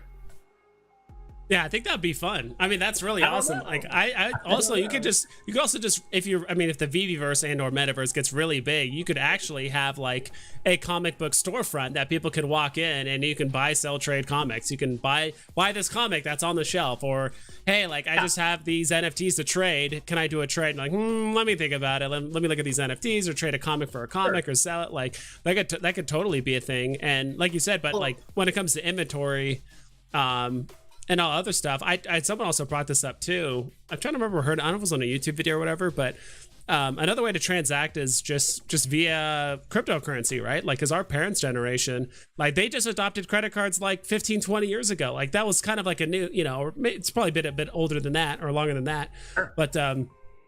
But like, it's going to be super easy now to be like, oh, now you could just pay this with Omi, pay this with Bitcoin, pay this with Ethereum or whatever. Like, I do think in some way that will overtake a lot of shop. Like, if you think a comic book shop, like if I still have my shop, which I closed in June, right? So just last June. And I didn't even know about Veve when I did that, but I had a wall of comic books. I got a comic book section. I was like, I'm going to close my shop and go back online and concentrate on my graphic design. And my neighborhood I was in was getting real nasty, like with drugs and all sorts of weird problems, you know, with social issues. And I had like, you know, families and kids that would come down to buy the Lego and stuff, and they weren't coming as much, and COVID was happening. So I was like, you know what? I think I'm good. I think I'll close the shop for now. Even though the sales were okay and everything was still doing fine, like, because I was selling online too. And I thought, you know, I think I'm good. I did it for 5 years. It was fun, and you know, it was a real awesome experience, right? And I met a ton of people, which is really cool. But I didn't know anything about Veve. But if I knew about Veve then, like, say I still have my store today, I have my comic book wall, the physical comics, like the ones you see behind me, right? Just, you know, what if I had like a wall that was Veve comics? Yeah. And they were like digital, and I just had the printout, and I said, like, with the edition number, and I said, this one will cost you like $15. You know, you got to download the app though, and then you know, just pay me the 15, and I'll just transfer it over to you. Yeah. You know, that is definitely a way to do it. Somebody like was theorizing this or brought it up, so they asked me, and I gave my opinion. And my opinion was like, whoa, that's interesting. So I don't know, I didn't take it any further than that, but I was gonna bring it up or they just pay you, like you said, like they just pay you in fiat right there, straight up. You avoid all the fees and taxes, you just transfer it over. Like that's another thing you can do. It's displayed like as a store, like you know, like it's literally Spider-Man #1 is 20. What's that? Oh, that's the NFT. It's the first one in the world. You probably want to pick it up now because the value's going up. Yeah. Oh, it's 100. It's 100 US. Oh, interesting. Okay, because you bought it on Veve for, you know, $80 right now or whatever, right? Mm-hmm. So wholesale retail. Yeah. I'm going to catch up with chat really quick, but ExecuSpeak said, I don't remember if it was a full comic, but there was a really funny story about Deadpool becoming the Herald of Galactus. It's pretty great. That's pretty funny. I can imagine just Deadpool just yapping away and Galactus like, no, you need to do this. And he's like, nah, I'm not going to do it. Like, whatever. Just having fun with it. Sleeping Comics said the night nurse from Daredevil is different. Sorry. Yeah. Okay. Okay. Gotcha. Yeah. Sorry. Thanks, Sleeping. Sorry. Did they say the DeLorean was drivable? I thought they said that 2 AMAs ago, and like it pumped, and you know, maybe it will pump. I think just the fact that people are asking about it, it probably will pump. But if I did buy some, I'd probably just flip it immediately, to be honest. Sleeping Comic. What tier is tomorrow's comic? I think people already said that. Franklin Richards doesn't scream superhero to me. No, he doesn't. But we were just talking about it on the comic sense of things. I'm not gonna. I was just joking around. I couldn't believe it when I saw him, but a fellow collector would like it. I don't know many. Like the oddball here. Yeah, he's talking about his framed. Bob Sales is talking about his framed Disney things. That's awesome. Beautiful. It's pretty beautiful to put on the wall. ExecuSpeak says, pretty sure Squirrel Girl beat Thanos. It's very likely. It could. I bet you there probably is a comic panel or something out there that probably says Squirrel Girl versus Thanos, and she's like beating Thanos in some way. I think she did. I think that might be true. Yeah, I think. Do you think tomorrow's drop might be a bit easier? Because if they don't open up the market or anything like that, like, because right now people can't buy or load gems, right? So if people really have 0 gems on their account, they can't go for tomorrow's drop comic. So it might be a little bit easier. We'll see. I know, right? We'll see. I'll go for it just for fun. Maybe I'll get my first ever secret rare on the drop. Never, ever, ever. Nogi All-Star says, I can't transfer anything to your QR code. Yeah, it's because the market is down. You can't transfer anything right now. I should probably just remove it. You can't do anything on it, but just leave it up. Best real world Sleeping and or my collectibles. Best real world comic for around 3K. Any era for long term. Thanks. Interesting. Best real world comic for around 3K. Yeah. I think Sleeping might have left by now, or he at least hasn't answered, but 3K. He's like, I'm gonna let out of here. Yeah, like I don't give that kind of financial advice. So like she's like, man, I don't want to listen to these bozos anymore. Sleeping. I thought you were taking a break, Sleeping. Yeah, I think I haven't seen him chat in a minute, but actually, this would be a break, just hanging out. Yeah, just hanging out. It is a break, right? Making videos and putting he puts a lot of effort into his videos. Oh, so yeah, just taking a break, just sitting back and goofing off, right? I don't know best real world comic for around 3K, like just off the top of my head. I mean, I have to look that up, but I mean, you could get lots of really amazing comics that aren't highly graded or ungraded for 3K. I mean, 3K is a lot of money for a real world comic. You could pick up some really nice comics, like some big key issues, you know. Maybe, you know, you could probably pick up I know at one point you could pick up Avengers 8 for under 3K, and it was ungraded, like real beater. You probably could pick that comic up, a real beater right now, which is Kang, right? Which is in the app. And if I look that up, because I do have an eBay account, not that I would go buy it right now, but I did buy, I actually did buy Avengers 9, which is like originally, right? Which is first appearance of Immortus, which is like Kang's alter ego, like the older version of him, right? So, yeah, awesome. Fun under the sun. Yeah. Thank you so much for the $5, man. You can't currently transfer anything, but you can transfer a like and a sub. That is very true.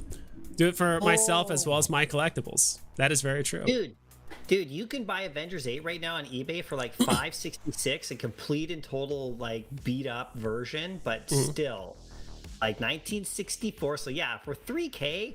You could, I mean, just a standard answer to this question. You could buy a lot. Yeah, someone really Tucson Collectibles, who's actually another. I think you said you owned your own store. He's out in Hawaii now, but he said Hulk 181 is about 1.5. Okay, well, Hulk 181 in a 1.5 is about 3K. Okay, that's amazing too. Yeah, if it's even graded at a low grade, yeah, that's pretty. So yeah, you could get a lot for 3K. 3K. You could get some really astounding comics low levels. Yeah, so thanks, that's amazing. Yeah. Tucson Collectibles, did you own your own shop and stuff down in Tucson? I know you said you moved out of there a couple years ago to go to Hawaii, but I'm kind of curious. I think you said that, I'm not 100% sure, but I mean, the fact that you were able to find that, I kind of assume so. But Azukaverse says, "Sup, dude, just got back from a out on the town. Okay, sorry. Sometimes like the music. Out on the town tonight. Who's out on the town? From out of town, and I came back to a gem craze. Yeah, so he just got back from out of town, and I come back to some gem craze. Yeah, someone found a way to like either hack the account or glitch gems or buy gems illegally and then bring them on, you know, with stolen credit cards and stuff like that. 19-year-old German person, I saw. Yeah, so that's what I heard too. I don't know if that's true. I mean, I have no idea. I mean, some poor 19-year-old German kid's like, I didn't do anything. Yeah. Veve delayed a Daredevil comic once before by a day not that long ago, as they weren't ready with their update. Maybe we'll get the same tomorrow, potentially. But I think they should delay it if they're going to keep the market closed. I mean, what's the hurry? I mean, like, I actually do remember them doing that a few months back. And it was kind of like a whatever comic. It wasn't that big of a deal. I think it was the I'm trying to remember which comic that was. I think it was like Daredevil 151 or some random one or something. But Tucson Collectibles says he's a private collector mainly, but some online sales is a hobby business. Cool. Yeah, that's really cool. I had a hobby business too until I looked up on eBay and I had sold like $25,000 worth of stuff, and I was like, oh crap. Like, you know, it was like 7 months through the year, and I was like set over $20,000 worth of $25,000. I was like, oh, I passed the tax threshold of like $20,000 in Canada. I was like, oh, everything after that point I had to pay tax on, right? Like, you know, like not up to, but after. And I was like, okay, yeah, I guess this is a bit of a business now. And a few years later, I owned a store. So you're well on your way, Tucson. Yeah. If it happened to me, it can happen to you, buddy. Yeah, I would say you're there's a lot of people that go, because he's in Hawaii right now, but there's a lot of people that come to Hawaii, but it's like, I don't know, people that I can't imagine having like a business in Hawaii unless you do it online. Like the amount of shipping that would be entailed, like if you physically own it in Hawaii, that'd be so much money to like ship it overseas and then to the continental US and Canada. Like you would have to do it all on like the continental US side.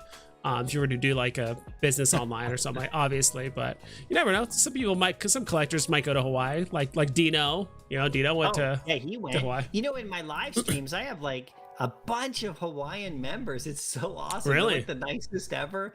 And there's a whole group of them, and they keep giving me comics to give to everyone else. They're like the nicest people I've ever met online. They're like, I'm like, oh, we gotta come to Hawaii and do like a big live stream from someone's living room or backyard. They're like, oh yeah.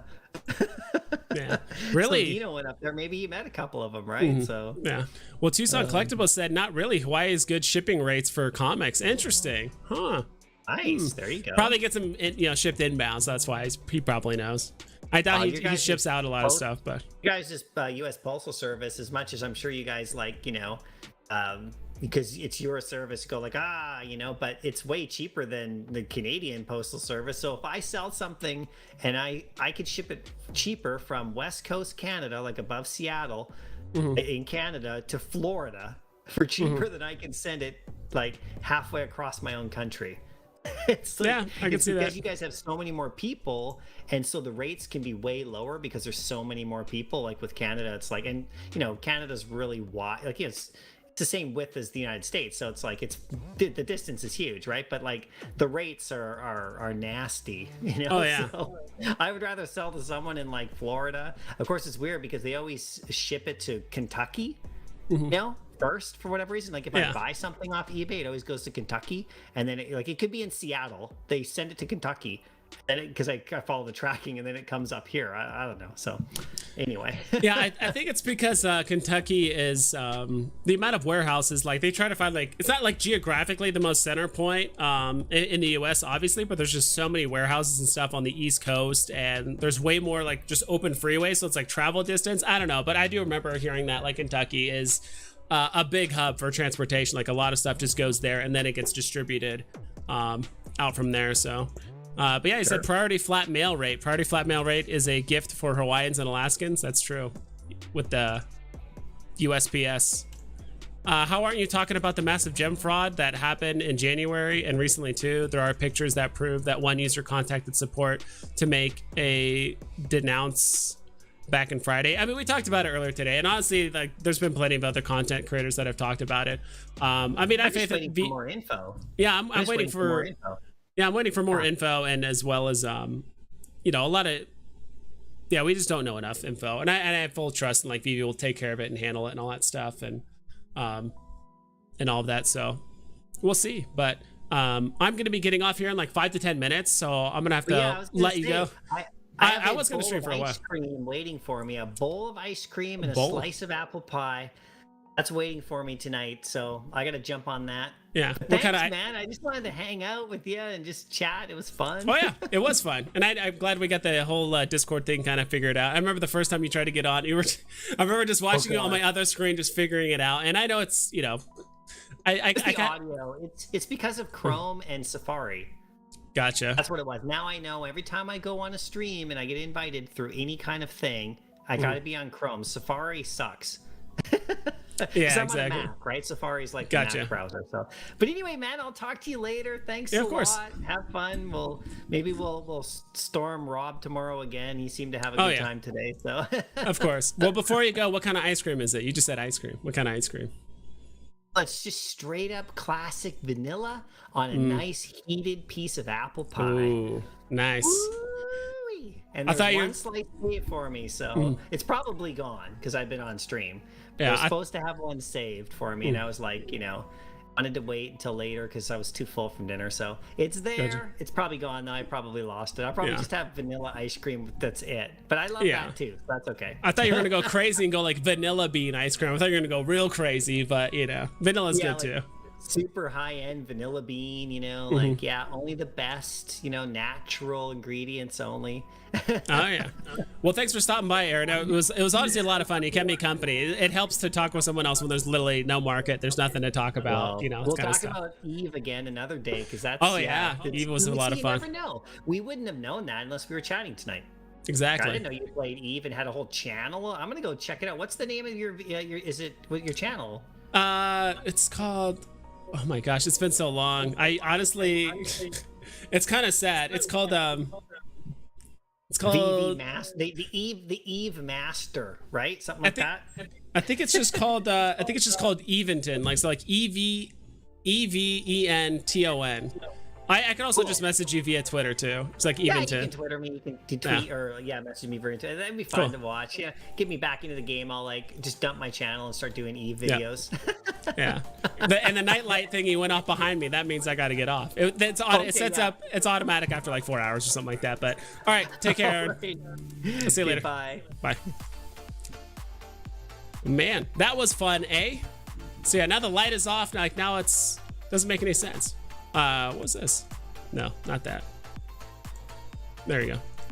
See, the light's off behind me. That means we got to end the stream soon, guys. So I'll be getting off here in like 5 minutes. Unfortunately, like I said, no giveaways. Like just none of the the market's down, all that stuff. Off time drive. Ayo, Veve vibes. Market down. When market, dude? I don't know. If it's still down through tomorrow, I assume they might reschedule the drop.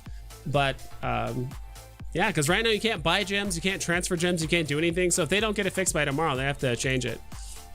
Waffle was just thinking it's roughly 8.5 million coming in. All I could only imagine what 100 million could do. Yeah, that's true. We had a lot of stuff move with 8.5 million gems, right? Vanilla is the best. I like vanilla bean more than just like generic vanilla. My favorite like Baskin Robbins flavor for a long time was just gold medal ribbon because it had vanilla chocolate and like caramel stuff in it. I don't know. I used to like mint chocolate chip a lot. I love peanut butter, like Reese's peanut butter. Like I just love all kinds of ice cream. I don't think there's not really like an ice cream I don't like. I used to hate Rocky Road, but I don't mind it now because I'm a bit older. It's an acquired taste. No, there's no ice cream I like necessarily hate. I won't say no to it. Maybe it's the ice cream that's like a lot of like the I don't know what you call it, like Mexican ice cream that's like very, very like fruity, vanilla heavy, not vanilla, but just like fruity heavy. I don't know. Maybe that's it. I just like the synthetic, saturated, artificial sweeteners and sugars, you know, in my ice cream. I don't like any of that, like, you know, natural shit in my ice cream. Or what came in, rather. I don't know. Thanks for chatting, both of you.